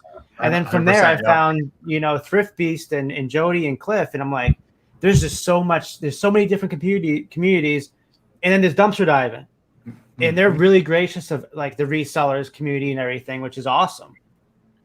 Yeah, the dumpster diving community is just amazing. We support each other, and I want to bring the eBay, Amazon sellers, and the dumpster divers all together, and be one happy YouTube family with no drama. So, yeah. Let's see. Lisa says here, more women supporting their man. My woman has a full-time job too, so she has the benefits and all that good stuff. So shout out to her, Taylor. So let's see. Building shows. The reselling community is awesome. Yes, 100%. There is no other one out there. I see a lot of other YouTube channels that are out for the money. They want the money. They don't want to help anybody. And I don't see that in the reselling. And I also think there's some out there that has bad information, Right. Just some bad information. And maybe it's not their fault. Maybe they're new or something, but right. But there's some that not many people have heard of, like Alton over here or any other guys on here that are just amazing channel, but it's hard to get that traction because of it really is the bigger ones that suck up all the new people, unfortunately, because they're great at what they do. So they know how to advertise to those newer people and everything. I was gonna say I can really attest to the community side because it's been just a few weeks ago. Kevin reached out to me directly on one of the videos and it's like, "Hey, dude, I like what you're doing. I think that's what we all need to be doing. Just hey, let's do this together. I really like that part of the community." I literally that's exactly what I did. I said, "Man, like you look great. Have you thought about doing lives?" And he's like, "No." And then I'm like, "Well, you get your stuff together and you get your stuff, and I'll put you on one." And that's why I asked him today. I'm like, Scott, let's just do one. And then I was pretty sure I was going to get Mike on here and then Alton too. I like putting new people up because I was with you guys for the longest time and I'm there again and I'm having fun doing it a lot more fun doing it this time around. I'll tell you that. I appreciate a lot more. Mm-hmm. Yeah. I know all these guys are looking for more subs. So if somebody could put everybody's link in there, that'd be great. Mm-hmm. Hey, Pinchers, how's it going? Awesome.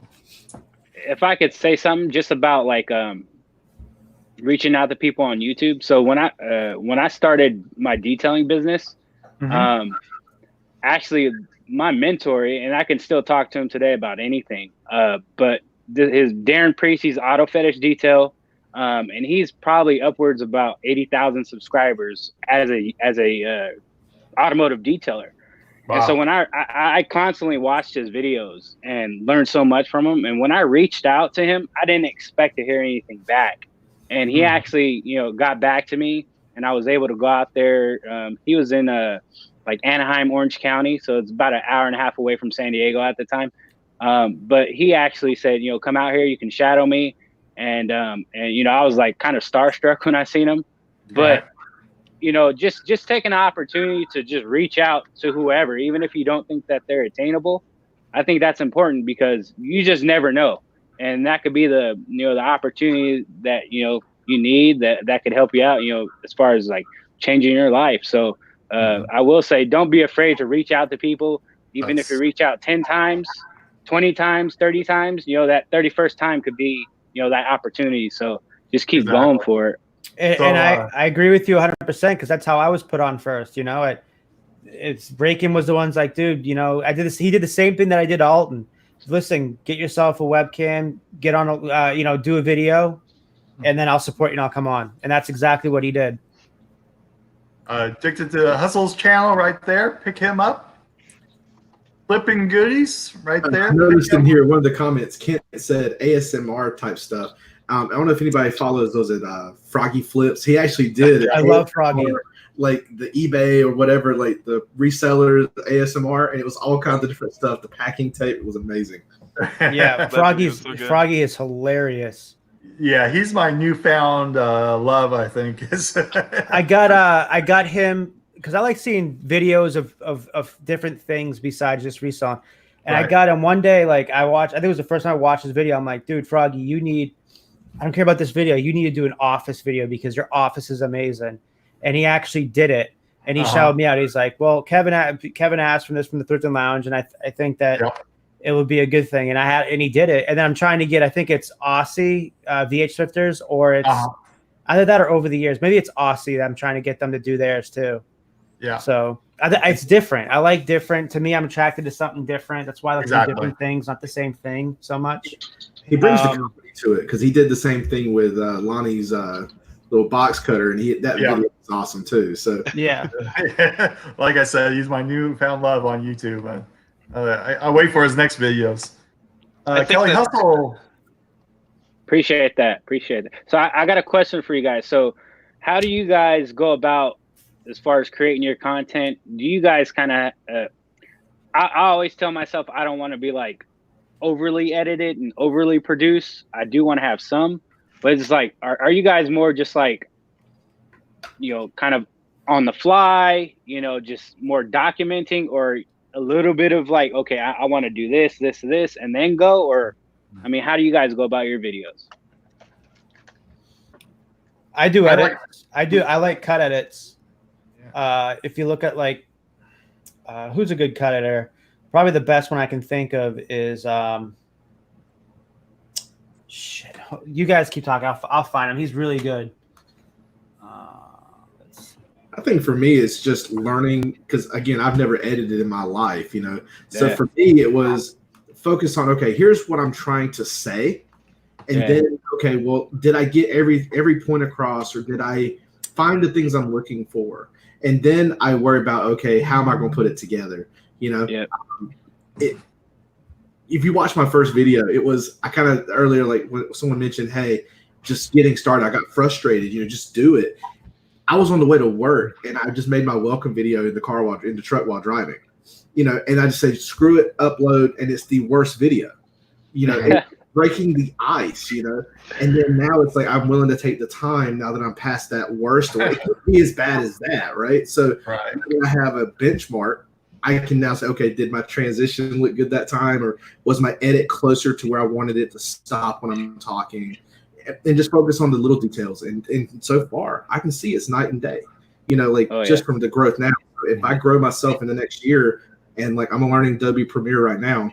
So if I can learn that over the next year, I can't wait to see what's going to happen. Just that process of learning that's an addiction too. That was kind of the same thing with me because it wasn't that long. I started YouTube like a month ago, right? And I took a look at my first video, and I shot the entire thing off of my iPhone, either the front-facing or the forward-facing camera, and I edited it all in the iMovie app, which I thought at the time that this was like a AAA movie. Like I thought this was the best thing I'd ever created. And just a month later, I switched over to Premiere. I started learning about, After Effects and doing all this crazy stuff. And I looked at my first video and I was like, oh my God, this is really bad. So I think it's partially like you have to fall in love with it. I agree. Just kind of love the whole process, man. You gotta love the process with it, definitely. It's just fun. Lobster's in the house. Lobster. What's up, Lobster? That guy's gonna blow up here soon. I don't know. He's doing a lot of lives. He does a lot of lives. So. Now, see, I have the key to Lobster's success. I already know how he can get YouTube fame right now, and I've been recommending it for probably a week or two now. He needs to get a full lobster bodysuit and just go thrifting in that. Yeah. I think that's the key right there. And come on, Lobster. Amazing. See how many people kick him off of their lawn for wearing such because he's down in San Diego. He should just wear that lobster suit to garage sales and all that stuff. So I think Lobster, I'm living through you, bud. I miss San Diego. Yeah. See, Why did you move to Iowa? We're out here in California, nice sun, 70 degrees. Yeah, well, I mean, kind of the gist of my father-in-law retired. Well, originally he's from Iowa. He joined the Navy when he was 18, got stationed in San Diego, and just fell in love with it after he got out of the Navy and was like, well, I'm just staying in San Diego. So fast forward 35 years, he retired from his company, and he was like, there's no way I can afford my mortgage and everything on my pension. I'm selling my house and moving back home to Iowa. If you want to bring your wife, which is his daughter, and your kids, kind of start something new, you're more than welcome to come. And that's when my detailing business had kind of started failing. And so I was like, I have nothing to lose. I'm an entrepreneur. I know I want to go out there and pursue something. So let's go for it. 3 years. April will be 3 years. There you go. Well, you're welcome back anytime. Yeah. One day. Psychotic. I love Psychotic. Another one that takes a lot of time to edit his videos, but man, he is awesome. He gives me shout outs in his videos. Dr. Yoshi Yamamoto, what's up? Yeah, exactly. I saw that. I want to know about the troll account. Yep, exactly. That's what I was wondering. You have to embrace them all, right? Yep. It's more view time for me. See, I'm all about the view time right now. I only need about 400 hours, so we're gonna keep them. There you go. I got another question for everyone. So, what has reselling done for you guys, or afforded you guys, like as far as like time goes, or something you're able to purchase, or just something you're able to pay on a monthly basis? Like, what has reselling done for you, each of you guys? Well, with me reselling on Amazon and eBay, it's been giving me the time and the freedom to do what I want to do. I just had another baby, and he's 6 months old. Congratulations. Yeah, Scott Jr. He's not really Scott Jr., but that's what we call him on YouTube. But yeah, there is. It's. We went to the doctor's appointment today because I was able to do that because I don't have a full-time job or worrying about all the other ones. But yeah, there's. It just gives you a whole bunch of freedom to do what I want to do, and I just don't want to sell on eBay and Amazon. I want to try new things and do new things and go from there. So there you go. Awesome. Dude, there's so many trolls in here. It's hilarious. It's funny. Like, some of them are funny. Yamamoto's the man. It's like, I don't know why I gave out wrenches because all these guys should be gone. But it's funny. Let's see. Blue. Yeah, we got a whole bunch of red. I check it out. Oh, I'm YouTube famous. That's probably why. Did you guys see that? Oh my gosh. They just need all the trolls to subscribe so we can hit our goals. Yeah. Just subscribe to everybody and hit your goal. And if you want to hit the thumbs down on my videos, please do. Absolutely. Oh shit, that's why. It's funny. Blue Waffle Hunter Immortal wrote, "Hey guys, this link is flying all over Reddit." Oh wow. Oh no. So we're getting rickrolled now. Yeah, we are definitely. That's awesome. Do you have a link for that Reddit page? I want to see it. I want to see it too. Absolutely. We can all go to it. Let's see. Something to me too. Yeah, something to me too, troll, right? Yeah. The Real World Housewives. I agree with you. Take them, and now we got 35 people in here, and I'm gonna see where I can find this. I'm gonna look on Reddit. All right. Their trolls are out in full force tonight. They are. Hey, this is the first time that I've had like 5 or 6 of them. So this is more than 5 or 6. Yeah, if you got trolls, you got to be doing something right. Exactly. Did you get that Reddit yet? I'm looking it up. Oh, I timed out Jody. I did that before. I didn't mean to do that. Oh, why'd you time out Jody? I don't know. Let me do. I didn't mean. I was just going through the trolls. Hopefully, I didn't. No, I didn't. Why were they trolling us? Oh, Jody, I'm sorry if I did. I don't see you on there though. Oh, why did Tommy's like Tommy's like it's a troll boat. Yeah, exactly. Hey, talking about trolls, Third Reich. our kids play Fortnite and I play with them. I kid you Yeah. not, one of the emotes was the Rickroll song. And I couldn't buy it in time for it went away. If it ever comes back again, I'm gonna just play it for y'all in the video. You're gonna see me over there just dancing away. Yeah.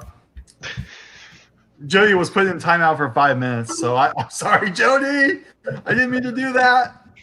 Dude, I cannot stop laughing over here. This is hilarious. Tree basketball. Kenny Jones sent me.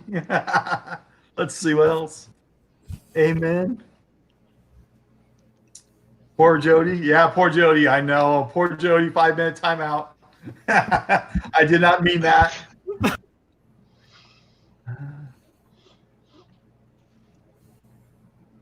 Any other ones? That's it? There'll be more, I'm sure. Oh, okay. That's a little disappointing if that was it. If they could give us a heads up and know where it's coming from on Reddit, I just want to see it. It's pretty hilarious. Yeah. Yeah, the one the other day you can get rid of, posted pics. Whatever you do not post the StreamYard link because they'll jump on this and flash you. Yeah. Yeah. No posting of that. Oh, hashtag Yoshi. Wow. Trying to help out. Yeah, they just keep on coming. I don't know. 34. Yeah. Yeah, we're up to 34. I bet you like 12 of those for trolls. Yeah, exactly. Lots of trolls. Yeah. David stated, "Do y'all do coupons?" Yeah, we 2 for 1.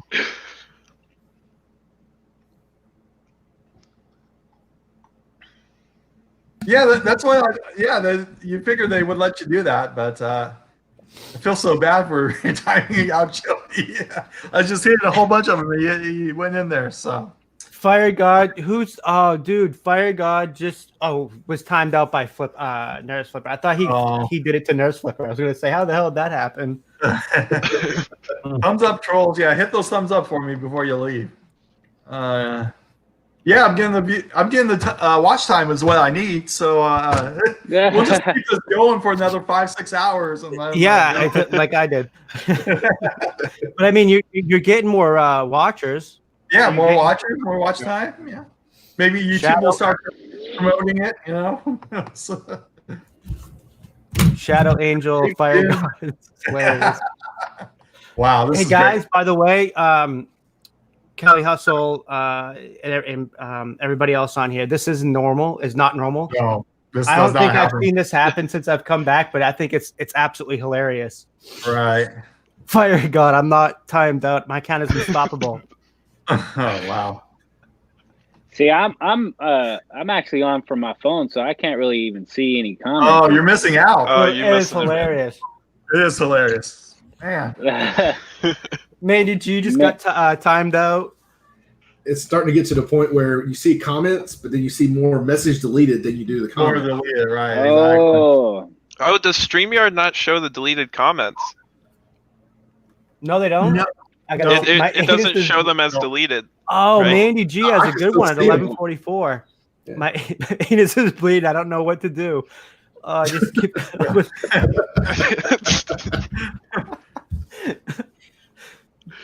Oh my God! Hey, at least we can see it on our end. This is hilarious. Yeah, this is hilarious. Y'all missing out. This is David. Told you, bitch. Wow. Oh, this is great. All right, I'm going to see if I can look them up by their usernames. If I'm sure they're not going to be the same username on Reddit, but let's see. Yeah. Yeah, exactly. Psychotic. You'd never know. Okay. So how did you get monetized, or how did you make this? Oh, I got trolled. I got trolled. Yeah. How did I get my last 400 hours? I got trolled. And they just stayed in there making their comments. Oh. That's when you start one of those 24/7 streams. Yeah, exactly. You know, just keep on going until one of those music loops. Yeah, or the fireplace where it just goes in the background. Relaxing fireplace. Keep on going, commenting. This is funny though. Let's see. It is pretty funny. So hopefully you guys are getting subscribers off these trolls at least. Hopefully they come. I hadn't even do it. Hold on. Let's see. I don't know how many you got before this, but yeah. Dude, this is fun. Yeah, this has never happened to me. So no, like someone said on there. I know, like. Oh wow. Drop the StreamYard link or I'll hack your accounts. Oh yeah, right. Yeah, I'm gonna drop that again. Well, you could always drop the StreamYard link, but we have 6 here strong, and they're not going to go back on the back end. We can just see what come in. So you could see what they look like on the back end, but never put them in. That's true. There you go. Yeah, there Drop it is. the Let's link. do it. Just drop the link. Do it. He's gonna be Show your mentally face. scarred, yo. Plus, I don't want Fire God to Gino. Come on, Fire hack my God. account. Let's see. Come on in. Kid Dago goes, how about social security number instead? Yeah, I don't think you want that. Let's see. Let's see if he pops in. I'm looking. I don't see anything yet. Come on, Fire. Yeah, 36 watching, you'll get the hours. There's Jody. Welcome back, Jody. Hey, Jordy's back Jody's back. from being timed out. See? That's funny. Drop your Reddit link so we know where you're coming from. Exactly, more. We're almost at 40, so it's working. Yay, I just got a sale. Oh, you I what? sold a leather guitar strap for $63. awesome. Fire. What was your buy cost on that? What was it, $1 we paid for it? At a estate sale. That's awesome. Yeah. Nice. Yep. Yeah, there's already 6 here, so that's ad block. Does that work? I don't know if that works. Now I'm going to DDoS the tart on the top right and take his slot. Wow. Yeah, right. Hey, at least it's not in the bottom. At least it's not in the top middle. Yeah. Now, more income. You gotta be careful with that because then we're gonna start getting a bunch of INADs. Don't tell them to buy our stuff. Yeah. Get away from my stuff. Yeah, don't go on Get our away stores. from our eBay stores. Exactly. Let's see. Well, that's where Kevin's cell came from. Yeah, As long right. as they pay. Bye, Why? Bye, Clay. Hi, Clay. Thanks for stopping in, buddy. How many's Always in here now? Yeah. 37. 37, yep. And then with Clay leaving, that'll be 36. So that's not too bad. It'll be like your 6-hour marathon, Kevin. Yeah. Mine will just be trolls, though. There won't be any information like yours. It would be funny, though, to get one of these trolls on because they're not going to come on. They're not going to go backstage. No, No, they're just joking around. I think they're it's having funny. I fun. actually taking a photo of this one from Fire God. I just thought that was funny. That I'll gonna laugh if beat it's up really my the- sheep. I'll laugh if it's just really the CIA in the back. Right. Working hardcore. Still good. What was that? I missed that one.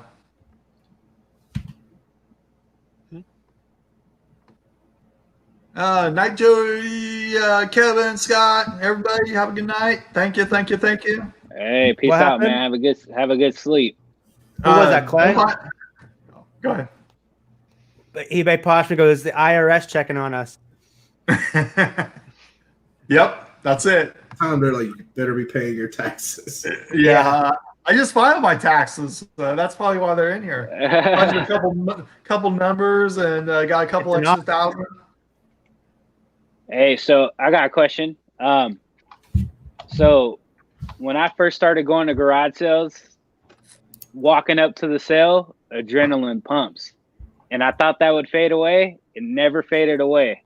My adrenaline constantly goes to every garage sale I walk up to. I want to know if it's the same for you guys. Oh yeah, it's a rush every single time. I don't think it's ever going to go away. That won't get old at all. it's a rush going up there, and then sometimes it's a disappointment turning around when they don't have anything you want. So Yeah. That's worse. when they have nothing but junk, and you turn around and you're like, oh God. But yeah, Like all baby clothes set up on the tables, I walk away. right. Or if they mention, yeah, this goes on eBay, I'm like, all right, I'm out of here. Right. That's a big one for me. If I hear, oh, this is what it sells for on eBay, then I'm Right. out. Yeah. Yeah. Or I want to get as good as Bonafide Hustler when he pulls up to places and goes, I'm not even getting out of the vehicle. I think it was one of RVA Flips's old videos where he walked up to the sale and the guy just said, "There's nothing here for you," and because it was just all women's clothes, and he's just like, "Oh, all right," and he turned around and went back to the car. Yeah. Cool. I get that all the time when I'm looking at women's clothes, or I'm in the women's aisle, the dresses.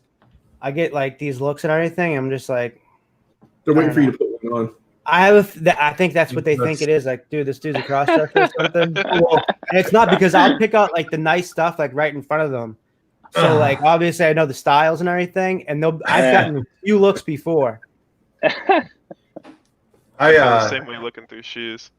Oh yeah. I get crazy looks when I'm scanning bras and underwear in the women's section for Amazon. But it sells. It's crazy how fast those guys sell. Used? And they sell for good money. No, brand new. And okay. I didn't know what you were doing there. Yeah. Used. I should be selling used ones. I guess I should be asking. I think there's a market for that. But there's a big market for that. Yeah. I just wouldn't buy it or sell it. No, I can do that. Yeah. You can get those from the bins for 10 cents a pound, So the best is, have you seen there's some listings on eBay and like Poshmark and other places for clothing where people will use models specifically designed to provoke someone to want to buy them, I guess. I don't know. Yeah. And they have like 100 and like 200 watches on them. Right. All the time. I see those. And they pop up in my ads, like in Facebook. They'll pop up in little ads because I look at eBay a lot, obviously. So like the the Facebook algorithm knows it. So they'll pop up those. Naturally, right? You're just looking through. Mm-hmm. Wait, Kevin, are you a Patriots fan? Of course. That's where I'm from, Massachusetts. Oh my God. Hey, I'm from Massachusetts too. So I can't see Brady leaving. What are your thoughts? I don't. He's leaving. He's going to Oakland. He'll be back. No chance. Yeah, he's going to Oakland. He's going to take a car out in Vegas. No, he'll never leave. He does not want to be in New England anymore. He does not. Of course he does. No, he does not. He's going to be gone. I guarantee it. He's too old to start a team around him. No, he's going to go to San Diego or LA. I guess LA Chargers or the Las Vegas Raiders. So. I can't ever say I was a Patriots fan, but I always followed more of the players. So, like, for me, I love the old pocket style quarterback. So, like, that's why I'll watch him all day long, So. If he leaves, I don't think he will, but he would be starting over. It would be smart for him to go to the NFC because for the next few years, the Chiefs and the Ravens are going to dominate the AFC. Come on. Yeah. Cowboys all the way. We're going to come back. Patriots will always be up there because the ownership is amazing and the coach is amazing. They won't allow it. We get very unhappy if even they start off 2-2. Your future doesn't look good when Brady retires, though. I've been hearing that for years, and he wants to play till he's 50. He is so close to retiring. If he doesn't do it, he should have done it this year. But anyways, I got to give you a shot. Let's see. I like eBay Poshman's question. Do you all sell Cheetos? Have you seen those with like the rare Toys R Us giraffe shaped Cheetos? Right. Exactly. And they go for like thousands of dollars. Yep. Okay, I gotta kick you off. Why are you gonna kick me off? What did I do? Yep, we gotta kick you off because you're a Patriots fan. Oh, okay. Kick me off and So put one of these trolls on. Yeah, there you go. They'll be lately, I've taking been. you. Go ahead. Oh no! So lately, everywhere I go, I'm looking at things that I can source. So lately, when I go to the grocery stores, I walk down the cereal aisle, and I just see all these new cereals, and I'm scanning every box down the damn aisle. Right. There was one. I forget the brand of the cereal, but it had Anthony Davis on there. I was gonna pick those up. I didn't though, but I don't think the cereal was on sale, but they're selling for decent. Talking about that, there was one. I have a box somewhere that is listed for sale. I believe it might have been a rapper that passed away. He was on a box. My other half's probably still watching. She could probably either text me and tell me. I don't remember the rapper, but that box is going for like $18 to $20 something, depending on who's buying. Oh, wow. So was it the Travis Scott? Travis Scott. That's it, Travis Scott. Yeah. See, I scanned that one. Bought a bunch of those that they went on sale for like $2. Yeah. And it's kind of like if you're willing to hold on to them that's that long tail item that is expected to go, upwards of like $30 a box because people are going to be dumb enough to open and eat the cereal. Yeah. So that's what made Beanie Babies so big was kids were tearing the tags off. So eventually when those boxes get open or get damaged, it's going to increase the value of the ones that are in pristine condition. So. Yeah.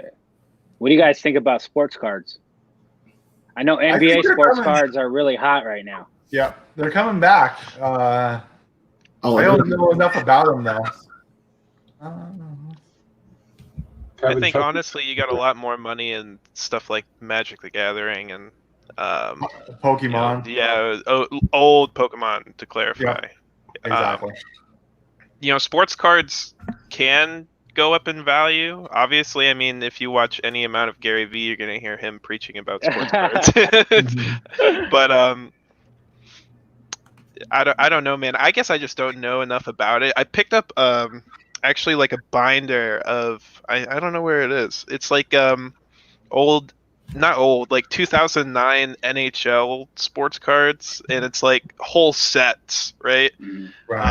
I know nothing about it. I got it for like a couple bucks at a thrift store, and there's one card in there that I did find that sold graded, which mine is not graded, but it sold graded for like $80 or something. So I was like, oh my gosh. But again, that was like one sale at one. I don't know. It seems like a strange market. I just got a list and pulled a Kobe Bryant rookie because I wrote RIP in it. So what they did is last week they took down all the Kobe Bryants that were associated with his memorial because people were selling it for profit. So eBay took down everything. I guess an idiot like me, I should have known, but I forgot to switch it from RIP. So it literally took down my listing, and I have to redo a whole new listing. That was like 2 days ago. I would talk to Anthony at Bluegrass Picker. He does sports cards. And, I was just gonna say that. So look up him. I was just talking to him privately today on Instagram. Yep. Just Instagram because that's the best way to chat with him. Yeah. But go in and talk to Anthony, and he'll let you know exactly what to look for. Yeah, I'm gonna have to reach out to him as well. I have a few of the PSA graded cards that I see what they're listing for, but that's not what they're actually going for. Mm-hmm. Yep. Yeah, I don't know enough about him, but if I have any questions, I'd ask him. So it's that's sort of like Kevin was talking about a couple days ago. He built a group on his Facebook. If he didn't know it, he knew somebody that did, and hopefully that comes back where you could just say, "Hey, I got this, and I want to know about this. Does anybody know about this?" And go from there. I know Jason T. Smith tried to do that with very little success. What is it? Like your Facebook group, where if you have something you're looking for and don't know what it is, you can pop that picture on Facebook. Oh yeah, they have specific groups for that. So like if I buy some artwork, because I do buy a lot of artwork, but I never sell it. I don't know why. I'm just a hoarder of artwork. I'm part of a bunch of like artwork groups. And the same thing with like mid-century modern. I'm part of a bunch of MCM groups because I'm a huge. That's like my favorite era is modern mid-century modern. Yep. I love the style and the artwork on like the furniture. You know, my blinds back here and all in the house are from the 1970s. I'm a geek for that type of vintage items. Yeah, and there's a similar group for toys and action figures and stuff like that. Oh, that's right. Really large Facebook group. You can get responses in like seconds usually. It's amazing what technology does, where you can just reach out and somebody knows something about everything. So, or something a little bit about something that you know nothing about. I gotta go. Nurse Flipper, thanks for coming in. Sorry you couldn't come in live. Bye, Cat. Cat, yep, that's Cat there. Man, she's killing it again. If you aren't subscribed to her channel, I would highly suggest that. Cat is insane. Like she's right. she's an inspiration to me. I mean, full-time nurse and the numbers that she's doing on you know, it's insane. Let's see. Chris had a good sale today on a basketball card. Oh, really? I think it was $60 or $80. I saw it's on his Instagram story. Yeah, I just seen I can actually check on the on my phone in the chat and stuff. But I just seen that Chris said that he sells NBA cards, which if there are any cards that are hot, I think it's the NBA cards. I went to Walmart and Target the other day, and I've been going Poly for the past 2 weeks, and they've been completely sold out of NBA cards. They got MLB, they got NFL. I cannot find any NBA cards. Everyone's trying to get that Zion rookie. Yeah. I for some reason I wasn't on Chris's Instagram, so I just started following him. So, good to know. I feel bad now. Let's see. NBA card. Oh, there's Cat's channel. So yeah, go subscribe to Cat. If you don't, if you aren't, I'm sure a lot of you are already. Are always sold out. Yeah. See, that's good though. Yeah. And I'm a little impatient, so I don't want to order them online. I want to, like, when I go, I want to get them right then and there. That's that's satisfaction to go and get them. So I guess what football cards are not doing that good, or I know baseball is sort of coming back, but I know Anthony at Bluegrass Picker has been selling whatchamacallit, Mahomes cards. So, yeah, that's what I was just gonna say that. Yeah, so you know that I don't know of any other ones that are selling besides that one though. So. Yeah. Well, I think the big thing with the card market, compared between the past 5 years versus when we grew up in the card market, they're printing a lot less cards than they did back in the 80s and 90s. So the rarity actually is going to be more consistent across the board. So we used to get 50 cents or 10 cents a card. Now the base is 50 cents and $1. So you're talking about 4 and 5 times more than they were before. Right. I used to put baseball cards on my bike tires to make that. Yeah. Chris says $80. That is crazy. That's awesome. Let's see. All right, we're at Chris. Did you get it graded? Mark. Was it graded? There you go, Chris. Did you get that? Was it graded? I think it was. Was it? I think it was. I'm trying to remember. It's on my Instagram. I think it was, but I may be wrong. Not graded. Wow. No, not graded, I guess. Not graded.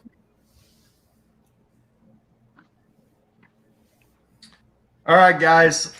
It's 2 hours, and unfortunately, I gotta go. This is fun bringing everybody on. Thank you, all you guys, for coming on. Seriously. Quick question. Hold on. One last question. Sometimes when you post to my channel links, some reason it shows old name from Dex before. That's gonna be your custom URL settings. Right. Now, can you change that or no? Maybe. At least I've given you Google keywords there. Okay. Let's see. Yeah. So 100 subscribers, but that's one of the things you could change. So You're right.